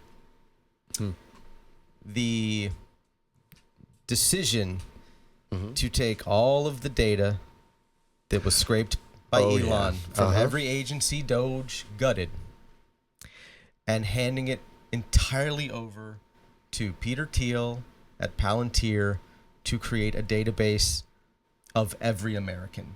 Yeah, but they're denying it happened. Which is full shit. I know it happened. We know it happened. I'm positive it happened. And what would that mean? That would mean you would have a private company with every piece of information the government has about you. And understand, government agencies can't easily share most of this information between themselves. So every single thing that every single agency of the United States government would know about you, that other agencies of the government aren't allowed to know about you. We're prohibited from knowing about you. Plus all of the data that every single website or app or anything that has ever collected data about you personally for like private corporate use that the federal government is not allowed to have without a warrant would be consolidated into one database controlled by literally the most evil man on earth. Yep. And held under a private company that is going to be operating under contract for the federal government, allowing them to skirt and bypass Fourth Amendment protections. Like there is the problem, and really shitty court precedents have already expanded on this idea, allowing private entities like Palantir to do things that the government can't. Because they're not the government. And then be contracted by the government to do the things that the government's not allowed to do. Or hand them information that they are otherwise not allowed to get through other means. This is insane. This is literally the plot to Captain America Winter Soldier. Yeah, like, Palantir is Hydra. Yeah. So this is a problem. I forget what did they call that operation with the helicarriers? And the targeting? I can't remember. I can't fucking remember. I haven't seen that movie in like 10 years. But this is horrifying. Americans really need to do more about data privacy and data security. We need, and this Buttigieg was one of the few people who was talking about this for a long time, and I think he's been right, and we have been sleeping on it. Like, whatever you want to say about Mayor Pete, this is an area he got right. He does get something. He's good at like policy wonkery. Yeah, and this one, like the nitty gritty policy details. He's good at that. Privacy and data security. We need strong federal protections that are clear and unambiguous that restrict not just the government but private corporations and allow people to know what data is out there, owned by what companies.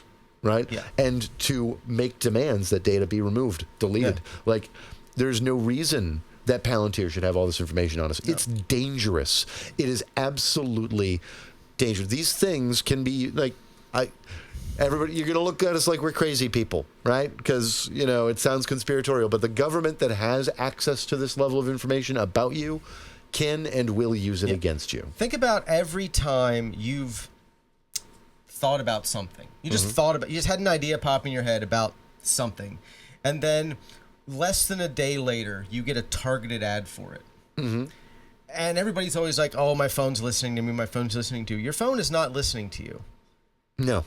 But the data that is accessed on that phone is the data brokers know the device that's accessing that data, and they know the devices that you are in proximity to from other people. So your targeted ads aren't just based on what you search or what you say, but what other people near you are searching or looking for or doing online. Because the internet, the data brokers know that my phone with its specific encoded ID number that ties it to this device has been in close proximity to his phone. And the phone of everybody who's come into the bar ever while we were there. And the things that we talk about, somebody's searching, somebody's looking up, somebody's interested in it, somebody hovers on the ad. It knows when you're going out of town, when you use those little reward card things, be it a fucking barcode on your keychain, right? Be it like an app on your phone, like you are giving large amounts of information out there. And yes, there are systems that are tracking the time it took between you buying your toothpaste last, right? And how long the average tube of toothpaste lasts. Like, toothpaste you lasts, brush your fucking teeth. and how long it takes you to buy like, a new tube. I got a coupon for Colgate in the mail. Yeah. It's like that story that a few years back, that guy who started getting Target coupons in the mail addressed to his daughter for prenatal shit because Target had figured out she was pregnant before she knew she was pregnant. She was like 15, 16 years old. And they started sending her targeted ads for like pregnancy-related shit and products. Yeah. And then she found out she was pregnant. Like, it's amazing. Target knew she was pregnant before she did. Right. And so this is... That's how a dude found out his child was sexually active. Yeah. Fucking Target. Also, to make it all worse, did you see the new research on the hallucination rates of the new AIs? I can't imagine they're good. It's like 73%, up to 84%. They are now making even... Look. And here's the thing. When you ask them, because, you can ask the AI, quote unquote, to show its work, right? How it came to its conclusions. It turns out that the errors compound along that. Yeah. And it starts hallucinating its steps. Oh. Yeah. Well, so it's just making shit up. And that's another problem, because so much of the internet now is procedurally generated, AI generated, large language model generated. We're reaching a point where the data sets that these models are using are generated by AI otherwise. Yeah. So it's like making a copy of a copy of a copy of a copy. Here's a fun one that happened to a friend of mine. So he used Google Assistant for like all sorts of things, right? Predominantly for his smart home and some automations that he had, et cetera, et cetera, et cetera, and for his calendar reminders and all that jazz. And his device has been one of those that Gemini has replaced Google Assistant on by force, right? Okay. Cool. So now he doesn't have Google Assistant, just Gemini. And it was doing fine for a while, but now it has decided that it's a large language model and it isn't capable of interacting with outside devices, so it no longer has any of his smart home functionality.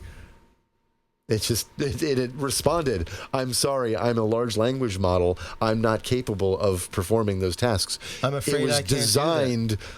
It was designed to integrate that functionality. It just convinced itself it can't anymore for him. Because... Turn on the kitchen light, Gemini. I'm afraid I can't do that, Dave. Yeah. It could do it yesterday. Now it won't, because it's convinced itself it can't. This is the enshittification of daily life. Yeah, like we're so screwed. You remember how Facebook worked in 2008 when you first signed up for an account? You're like, oh, this is fun, and now it's a hellscape. Yeah, that is your daily life now. Yep, this is what we're dealing with all the time, everywhere, everything. It is so much. It's so awful all the time, and it's because we live in this capitalist hellscape. Run by the dumbest people with the worst regulations and no foresight, because as soon as we start handing over everything to big data technology, we didn't do anything to plan for it. Part of the problem is that we have sort of collectively taken the corporate only think about next quarter's profits model. Yeah. And we have applied that to every single aspect of everything in our daily lives. Yeah. Like no one is thinking more than like 2-3 months ahead anymore, if that. Oh shit. What happened? Procter & Gamble is planning on cutting 7,000 jobs. That's winning. We talked a little bit last week. We talked about it last week about how the soft data and the hard data aren't lining up, but that's a piece of soft data. Like when you see, like a company like Procter & Gamble, cutting 7,000 jobs, like that's Reminds me, did you see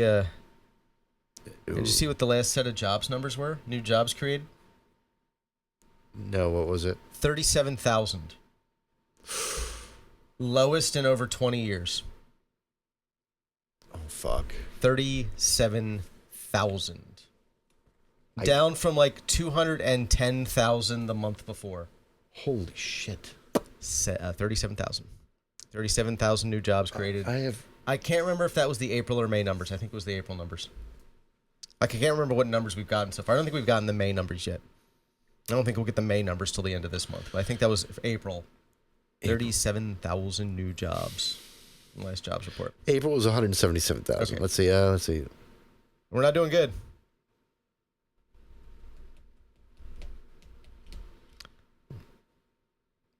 It's I'm glad we work in Vice.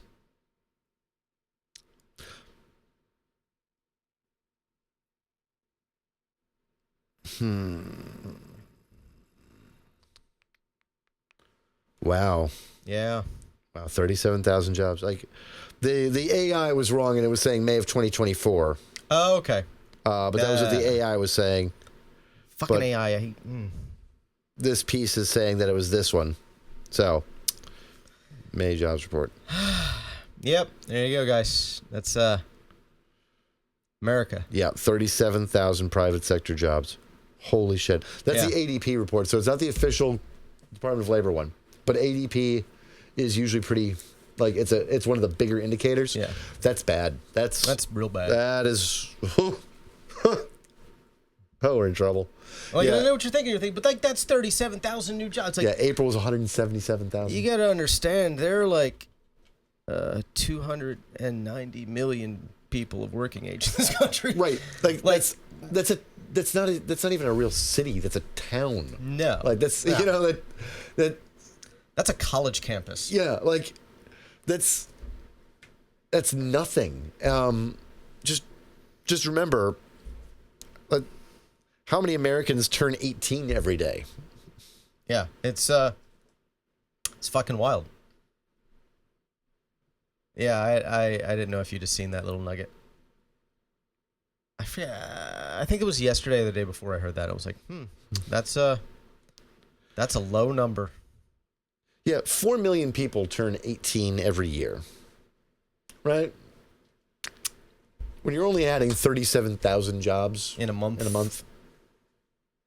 I don't know if you know this, but if you divide 4 million by 12, that is a bigger number than 37,000.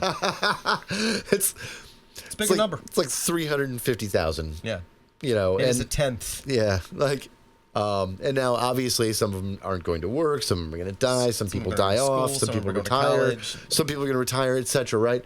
But on balance, you basically want about half of that number in new jobs. I have month. I have seen some Florida-related news. I haven't verified this specifically. Hit me. In terms of we have reached the point where usually half your news is unsourced shit. Yeah. Like I love it. And then you go look it up. But like, because the flow of new people moving to the state has slowed down from where it like went wild 4 years ago, and we have such an aging population, we are going to start seeing the population of Florida declining because we're not getting enough new people moving here or born here to keep up with the number of fucking ancient people dying.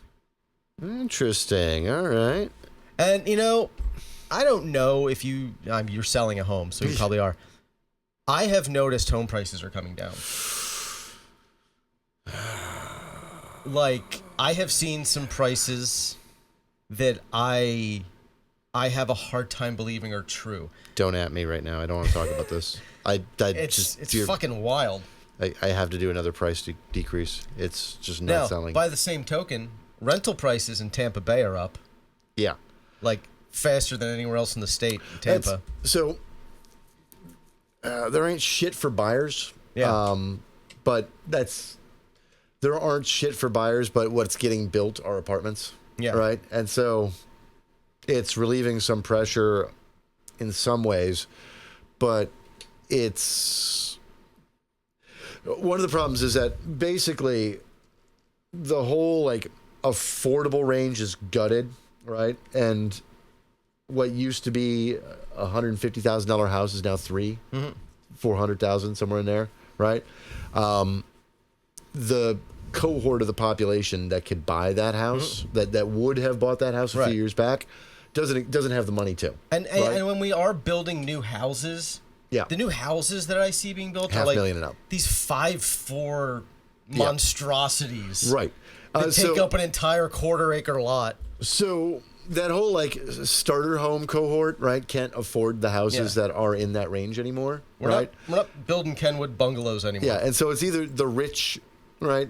It's basically like rich people or people who are moving out of areas like this. Like the market is fucked, and I don't like it because I'm trying to sell a house and it hurts. Because if I wanted to own a home, my preferred home would be like a 2-1, so I could have a bedroom and an office/studio. Right. Yeah. A backyard big enough for maybe a fire pit and a hot tub. Like that's. Yeah, I hate the market right now. A privacy fence at the legal maximum height.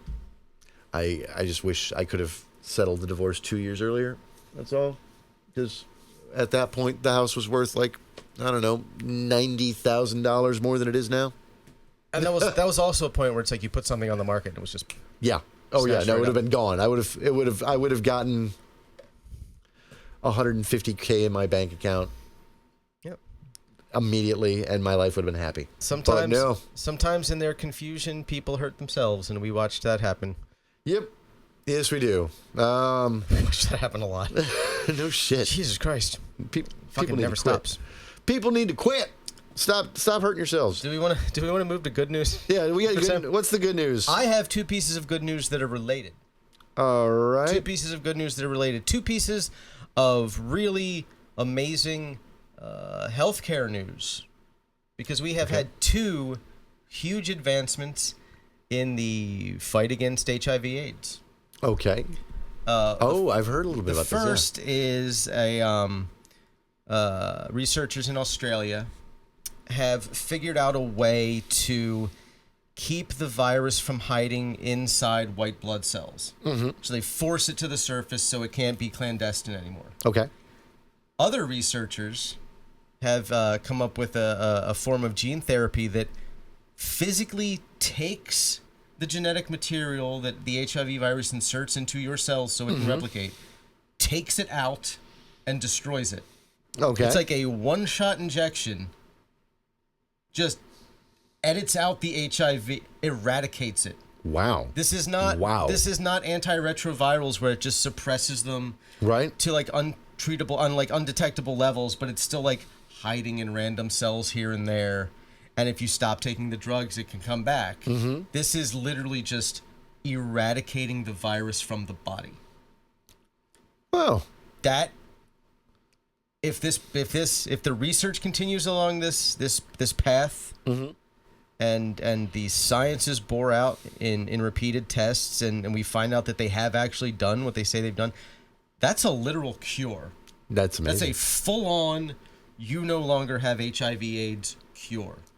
Beautiful. And I noticed that they also did downgrade it from being a fatal disease. Yeah, it's a chronic disease now. That's amazing.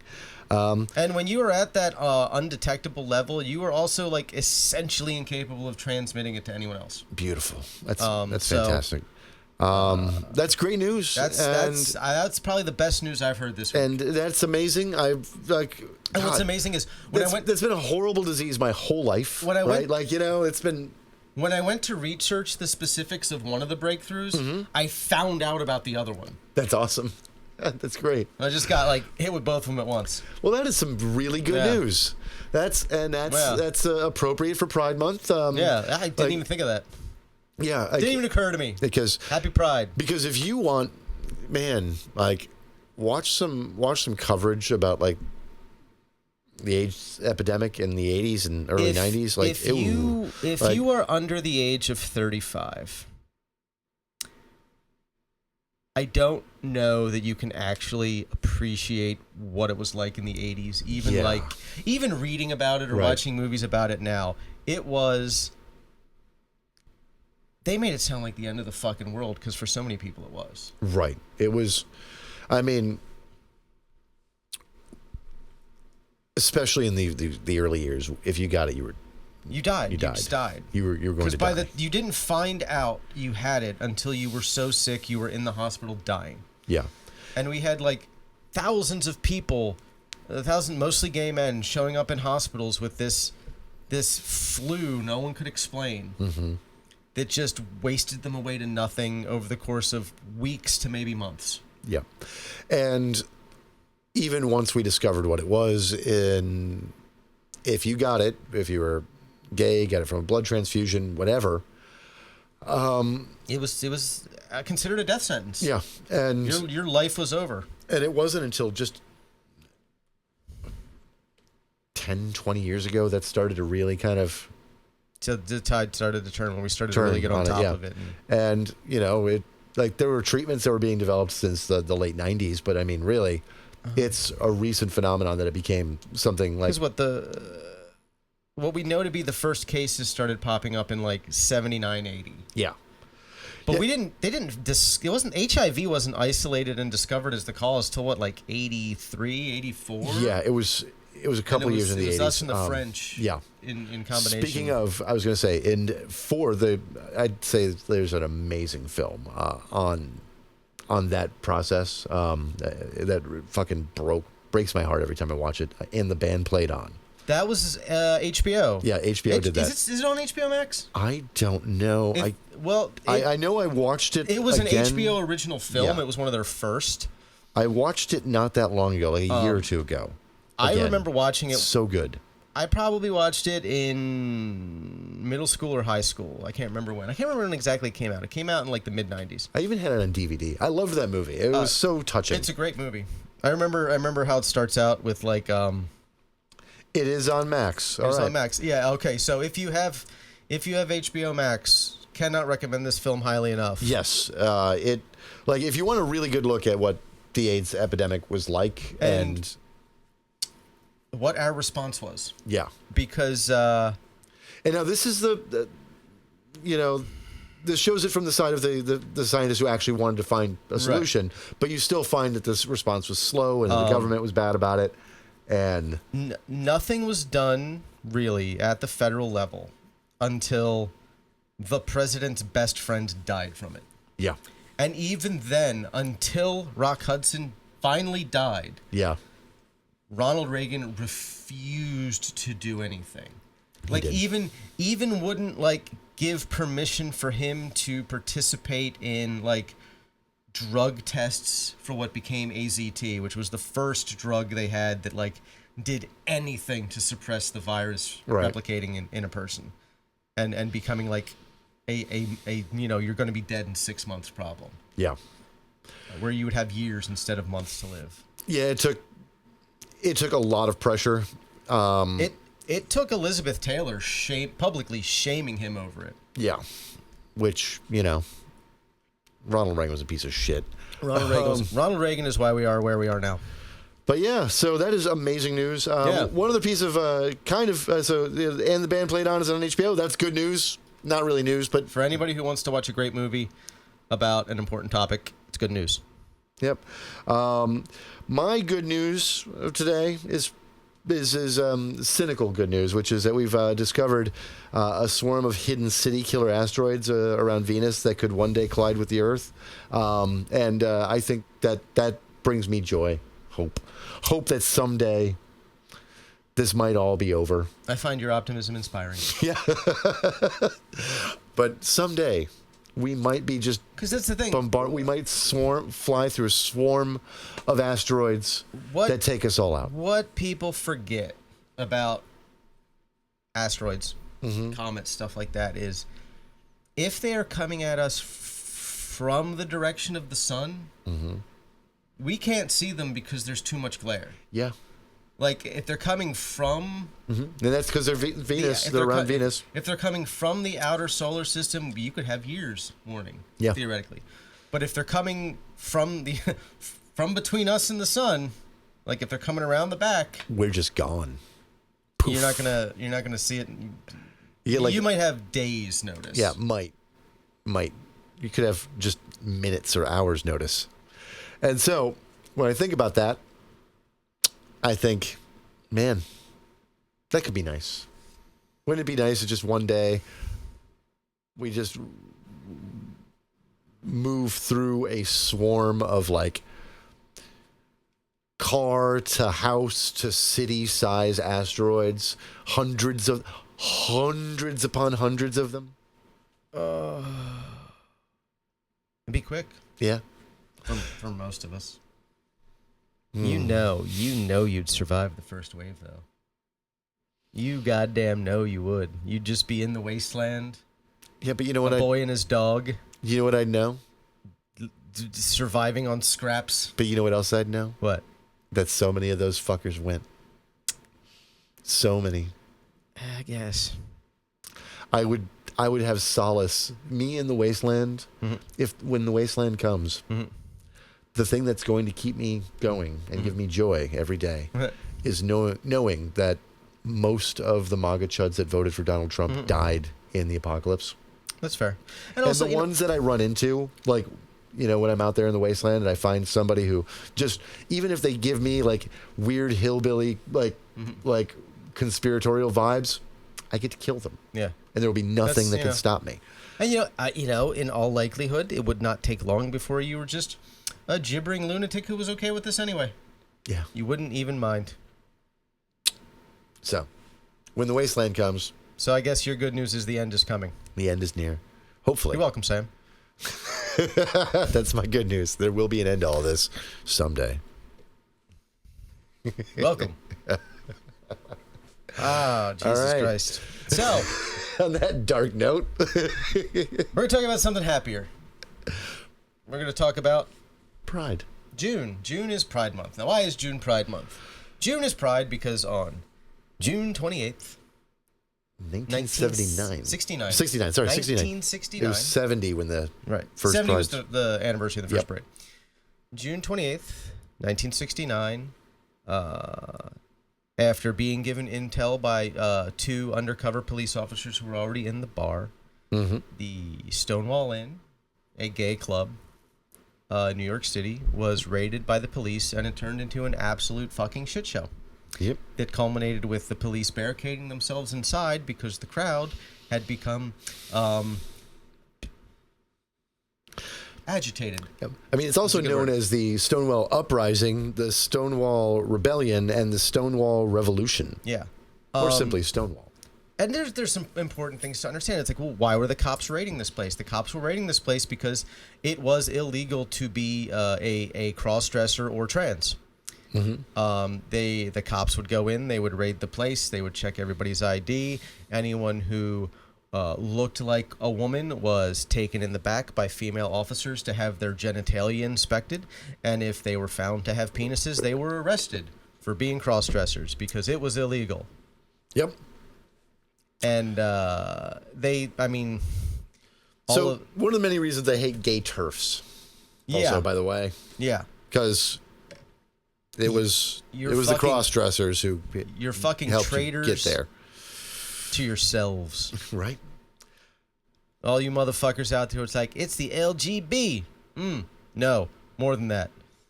You're wrong. And I will never stop telling you that. Yep. Because making you feel bad brings me joy. But as a reminder to the listeners out there, there are always more of us than there are of them. Always. And these police had to barricade themselves inside, and they were afraid for their lives because like 2,000 people told them no. That's... Yeah.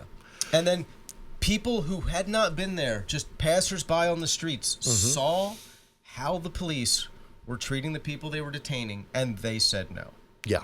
Just random bystanders walking by, like you said, no. Yeah, that's what I mean about the 2,000 people, because there were about 500 to 600 supporters outside on the first day, 1,000 supporters inside and outside on the second day. And part of it is the raid itself was botched. They didn't have the support vehicles on site when they first raided the place to actually cart people away. Yep. As They only fast had as 10 they normally cops would. show up. They didn't have enough cops. They didn't have any vehicles to load people or the confiscated booze into to take them off site. So they just basically had people standing around being brutalized. There were stories of at least several lesbians were inappropriately touched by male officers in a way that you can only describe as sexual assault. Right there on the street. Yep. Like I said, anybody who appeared to be female would be taken in the back to a separate room to be inspected physically to make sure their genitalia was correct by a female officer.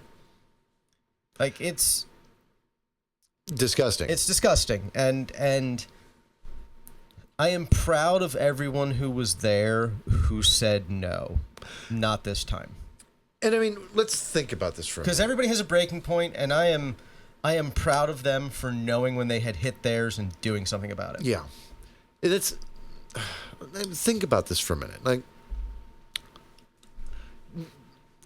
I know we don't have an audience of people who don't agree with us and gay rights for the most part, right? Yeah. But we may get a clip out there someday, Yeah. and this is going to go to the internet to be heard and listened to forever, right? Like, that's the thing. Somebody may pick this shit up. The way I set up our fucking YouTube, anybody can, like, remix anything we do. It's all Creative Commons. People could clip this and snip it and fucking react to it however they wanted. So this is they why... are free and clear to do that. Yeah. We're not going to stop you. But so even out there... whoever does stumble upon us that doesn't agree, you don't like gay people or whatever. Right. Okay. Why does the state need the power? Right? Why do you need to use the power of the state? If your idea is so normal and natural, right, you shouldn't have to use the force of law to raid a business, an establishment, a private club, right? And drag consenting adults out or into a bathroom to have their genitals looked at. Like, this is the fundamental problem. It's whether or not, I don't care whether or not you don't like gay people. I don't care whether or not you don't agree with the trans identity, whatever.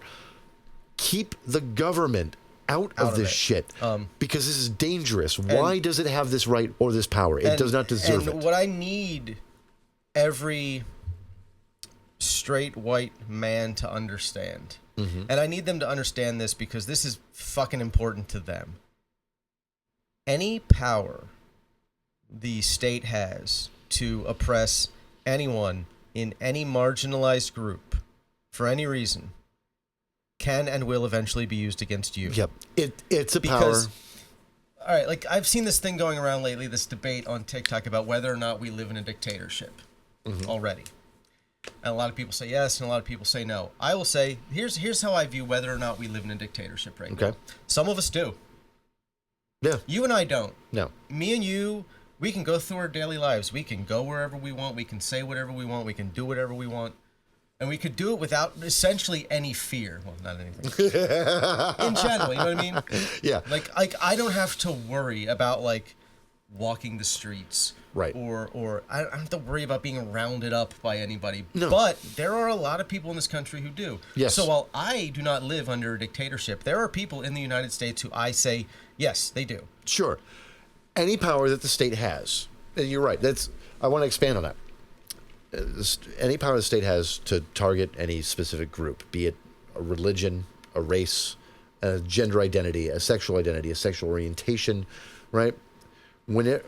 A criminal background, like the more you expand the list of people the state can and can't tell what they can and can't do, you are opening them up to powers that they can then use against you every time. And you don't think you're going to be defined on the wrong side of that until you are. Right. But all it takes is being redefined as being on the wrong side of it. And you can't guess how you'll be redefined. You can't. Because, you can't foresee it. And if it goes far enough where we keep expanding this power of the state like we have been in such a way that it turns into a genuine across-the-board authoritarian society, right? Then it's a matter of who did you piss off? Right. Right? Because you don't have to be... You could be the most loyal MAGA Republican on the planet, right? You could be Donald Trump's biggest backer. Yeah. Okay. But let's say that doesn't matter because you're on the outs with like your local MAGA mayor, right? Or a MAGA cop who hates you. Yeah. Right? You piss off a ICE agent and they don't have to, give you a hearing before you're deported and sent to El Salvador. Yeah. Now, you can be a white middle-class American living in Florida, right? And not think that's ever going to happen to you. But if it does... And it probably won't. Right. Like, statistically speaking, it probably won't. Probably you will won't. probably go through your entire life it never being a problem. But if it does happen to you, there ain't shit you can do about it if they eliminate due process. And if there's nothing that can be done to force them to get you back. Like, if you're shipped off to El Salvador to a death camp prison, and there's nothing the government that you can do to force the government to get you back, doesn't matter whether or not you're the most loyal Trump supporter on the planet. Right. You're still gone. I've talked about the Harlan Ellison short story Hitler Painted Roses before on the show. Mm-hmm. And the basic premise is that it doesn't matter whether you're a good person or you're a bad person. Okay. How people perceive you determines whether you go to heaven or hell. Okay. In the context of the story. Mm-hmm. And that's really where you're at in terms of your rights. Yeah. Whether you're part of the in-group or part of the out-group doesn't matter. It's whether other people decide you're part of the in-group or part of the out-group that matters. Mm-hmm. And other people get to make that decision for you. So don't give the state power to do things to the out-group that you wouldn't want them doing to you personally. Right. Because they can, theoretically, and someday they might. I mean, think about... And you can't control whether it happens or not. Yeah. When you want the activities of individuals, of groups regulated, or you don't agree with the consenting decisions that certain adults are making, right? And you want the state to do something about that. Mm-hmm. You are making that decision for them. Like, you're making a judgment about whether or not they're in the in or out group. You are. Yeah. That means that the inverse is true, right? Yeah. They don't get to decide what you're deciding, right? You are. You are forcing that on them. You're making that decision for them. And it's just a matter of being caught on the wrong side of the wrong person. Because what you're saying, in principle, is that other people get to decide that for someone else. Yeah. And you are someone else to other people. Right. Like, all of these... Like, I know it feels like you're the main character of the universe. But we're not. But we're not. No. I'm not. He's not. You're not. I'm not. You're not. I'm not so sure. Everybody is just someone else's sidekick. Ooh. Are you trying to imply that I'm your sidekick? I'm trying to imply that everyone is someone else's sidekick. That was a dodge. You know what we are? Have you seen Big Trouble in Little China? Uh-huh. We are all Jack Burton. We are all Jack Burton. We are all convinced we are the main character, and the main character is the guy who's actually doing the shit next to us at all times. And we are blissfully unaware of the fact that we are not the main character.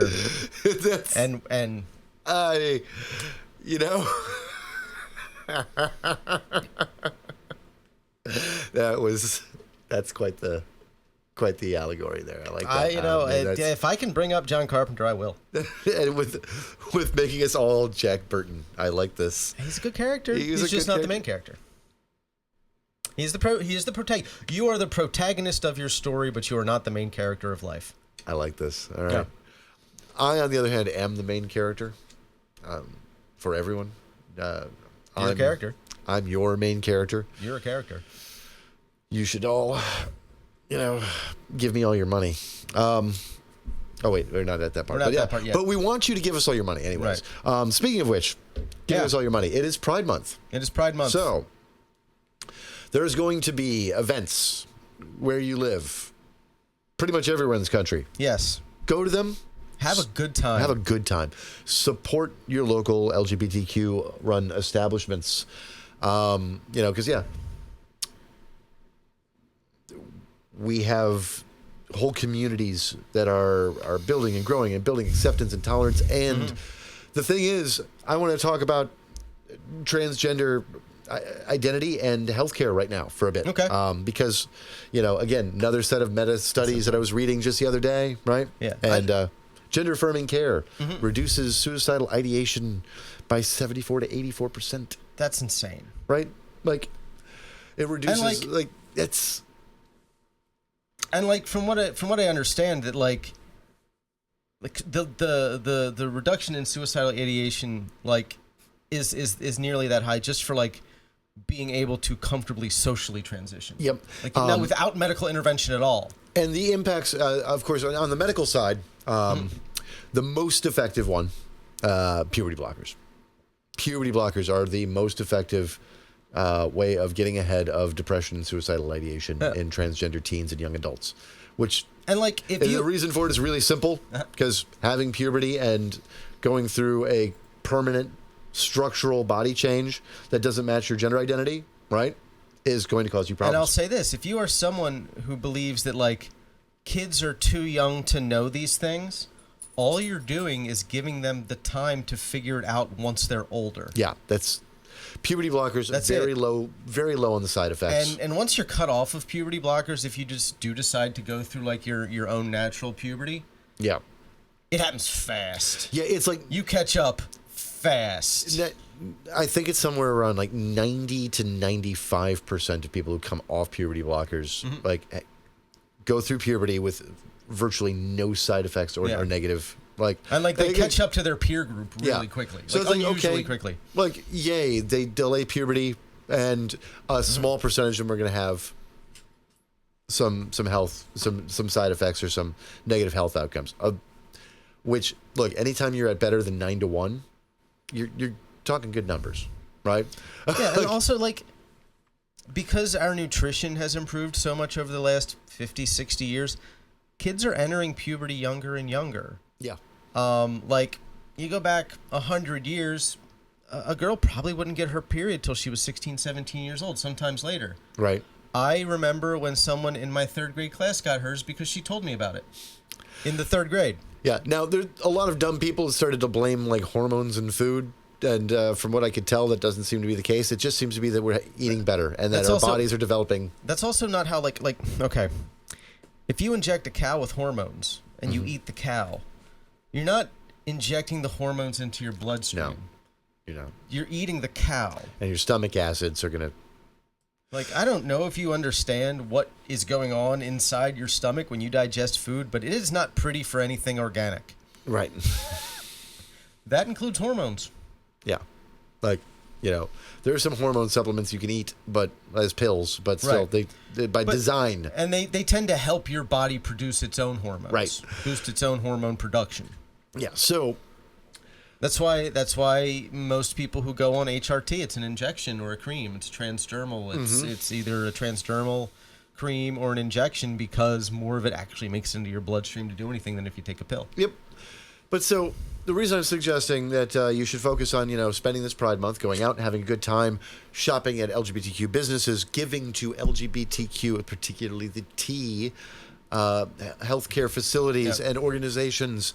And that isn't to say that for the gays, lesbians, and bis out there, you deserve nothing. You're fine. We love you.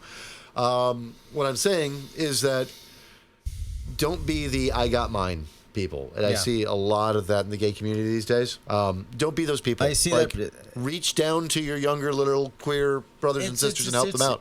It's specifically true of like older millennial and younger Gen X gay men. Yeah. They went through some shit. But they're usually the guys what they want, and now they're doing okay, and they're happy. They're the guys who are mostly like young enough that by the time they were coming like into sexual maturity and realizing they were gay, it wasn't the 80s anymore. Right. It was they weren't going more through, okay. They might have gone through some shit. They might have gotten ostracized. They might have had family problems, but they would have some representation. There had been some movement made on HIV. Condom used to become a lot more prevalent, so transmission rates were a lot lower, so it was a lot less risky than it had been 15 years earlier. And everyone I run into that's also like kind of like that is upper middle class or higher. Like I have they're all not. None of them are broke. I have this whole group of older gay male friends, one of whom you know, John, Yeah. Blake's uncle. And none of them are from Florida. Okay. They all moved here after they were the last person in their local friend group, wherever they were, to survive AIDS. Okay. They all came to Florida when they were the last man standing, and everyone they knew had died. Uh-huh. And they came here, and that's where they all found each other. Okay. Like, that's depressing but beautiful. Right. Like, they Yeah, found that's their the community. story. They found, like, but I don't, like, I mean, a lot of them are kind of bitchy about women in general. So when they're transphobic, it's just because they're misogynist. Yes, that's true. Yeah. Like, yeah. they're not being transphobic, they're just being misogynist. And there's a difference. Which also... I mean, trans misogyny is a real thing, too, but, like... Yeah. The funny thing is that, like, old lesbians have the same thing in common. Like, they also hate women. Like, they're so... Like, older lesbians, God, they hate women. They are... We got a group of them. Yeah. We got our... They like women, but they hate women. Like, They enjoy women. they enjoy women. They yes. enjoy women. Yeah.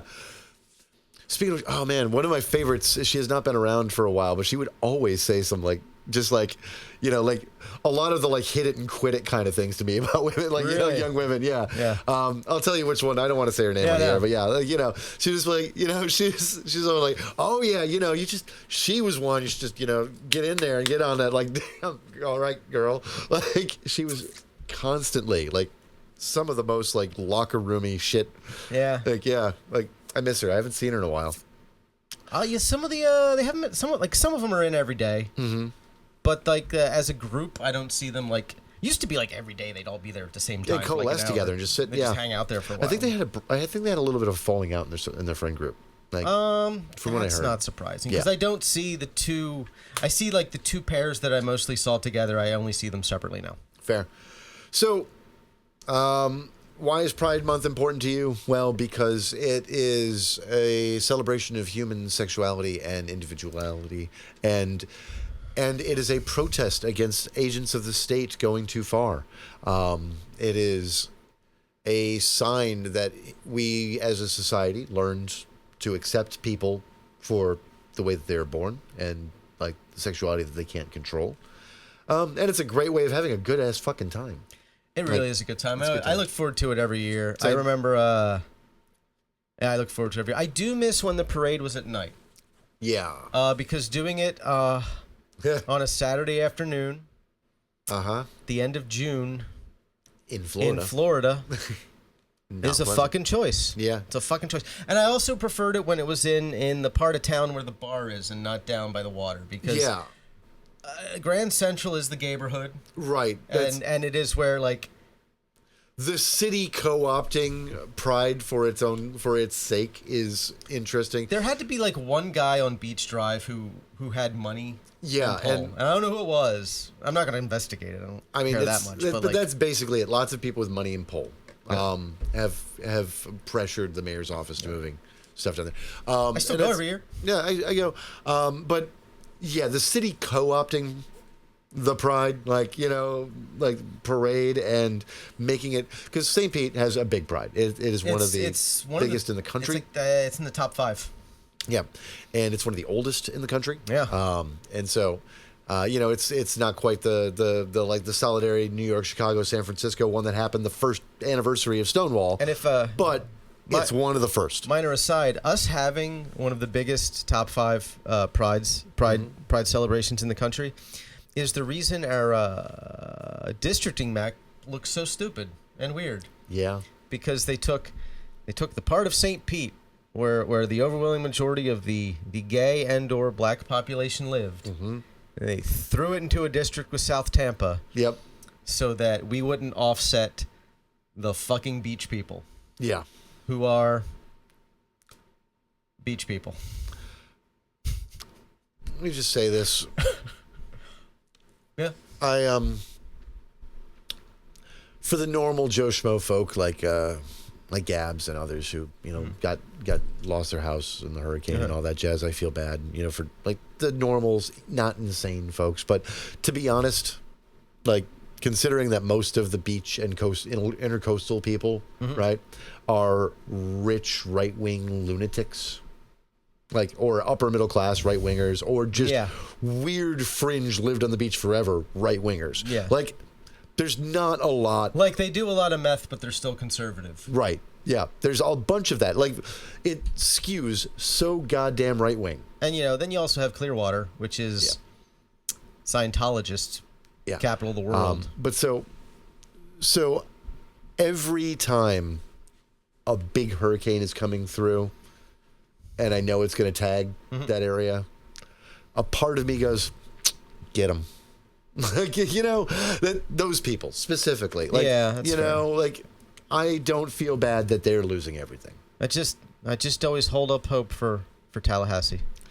Yeah, if Tallahassee got hit by a Cat 5 that hovered over it for like 48 hours, when it looked like Michael might, like 4 or 5 years ago, I was so goddamn excited. And then it just destroyed, like, what was it? What was it? I forget remember the name of the town that it wiped out, but it was a small town. I mean, it was a red town, but it was a small town full of people who were just living their lives. It wasn't like the state capital, which is what I want, to take a direct hit from a scale-breaking Category 5 hurricane that just parks itself and just dumps wind and rain on the fucking city for like 3 days. You remember what happened to North Carolina? That, but Tallahassee, please. Do I feel bad about saying this? No. Because fuck those people. And everything they do to the rest of the state. Because let's be honest here. This is a little bit of a side. Florida should not be a single state. No, probably not. Just politically and culturally and economically, the difference between the Panhandle and Central Florida and then South Florida is... There's a bigger divide among those three parts of the state than there are between most any other states. Yeah. I mean, to be honest, I think that probably Florida, Texas, and California could all stand to be broken up. Probably even New York, right? The state, New York State, could all stand to be broken up into 2 or 3 states each, Florida should definitely be at least 3 states. Yeah. But at least splitting it in 2 would be probably fine. You could just do Filet. If you just split it along the I-4 corridor, we'd be fine. We'd be fine. That'd be great. Let's do that.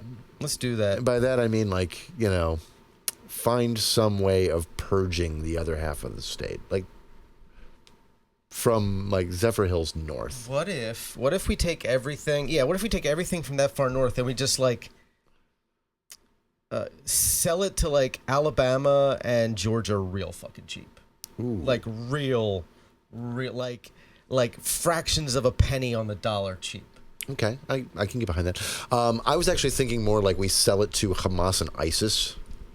And here's my idea. Okay. We sell it to Hamas and ISIS. Okay. And we bring them all over, all of Hamas and all of the surviving members of ISIS, and we put them in that area. Okay. And we give them 2 weeks to just run wild. Run wild. And then we buy it back cheap. Well, what do you think? I mean, it would just be, there'd be nothing left there at all but the gators, so that's fine. That's basically what I want. So, I don't want to get rid of it as in, give it to Alabama. I want to get rid of it as in, we have purged the population from the face of the earth. George, General Sherman. I mean, just rampaging through it, only without the restraint that he showed in the Civil War. Short of that, I think we should probably drop a 150,000-ton tungsten rod on the villages from low Earth orbit. I think that's a great idea. Just rods from God, the villages. There's no loofah of color for that. Do you remember I went out there last year? That was so weird. I've driven through the villages, but I've never stopped. I actually went, because I went to Ocala National Forest, which was awesome. Yeah. I loved it there, but, you have to drive through the villages to get there. Yeah, I do remember you going. I've gone to Ocala National Forest, so I drove through there once, and I've driven past it a couple times, but last year I went because a friend of mine that was my old roommate in Minnesota, fucking long-ass time ago, was in my early 20s, mid late 20s. His wife's uncle owned a place in the Villages, and they were down visiting. Okay. And so I went and got to see it. It's a place, like, the houses are fine. Like, it's a weird vibe, though. Like, you can feel it in the air even just driving through. It's and like there were the golf carts, and a couple of them had the loofahs. Yeah. And it's like everything is designed like not the houses were fine, but like they had this, like, the areas were designed to look like plantations and or colonies and or like it was weird because like it looked so fucking antebellum, and it was like it made no sense, and like it was just nothing good happens in the Villages. Yeah, it was syphilis, a lot of syphilis and gonorrhea, and you know those motherfuckers aren't out. Like, no, they've got a secret color coded loofah code to know what they're into. Like, this goes far deeper than just an upside down pineapple too. Yeah. Like, this is complex. They have a and whole what's amazing code. is it's like super complex, but it's all still like weirdly vanilla. Right. Like they're not doing like crazy kink shit. No. It's like sometimes I like to watch. I like to share my wife. Okay. Sometimes I'm okay with having two partners at once. Like, dude, you need a fucking loofah for that? Apparently they do. Apparently there has to be a secret code for it. The internet exists, but they need a secret code for it. When you are only interested in receiving a grown man's full forearm rectally, then you get to have a goddamn loofah indicating it, so you don't have to go around telling people about it. When you need to have a low voltage current run through your taint to get off. Mm-hmm. When you need your scrotum nailed to a stepladder because it's the only way you can feel anything, you get a loofah. If you have to have your husband wear a gorilla suit and viciously beat you in the face in order to come in a Wendy's, just imagine you're in a Wendy's and a gorilla fuck you raw. That is an inside joke from this morning. But here we go. So happy Pride, everybody. Happy Pride. That's all I got. We will probably be coming back to this all month because it's important, and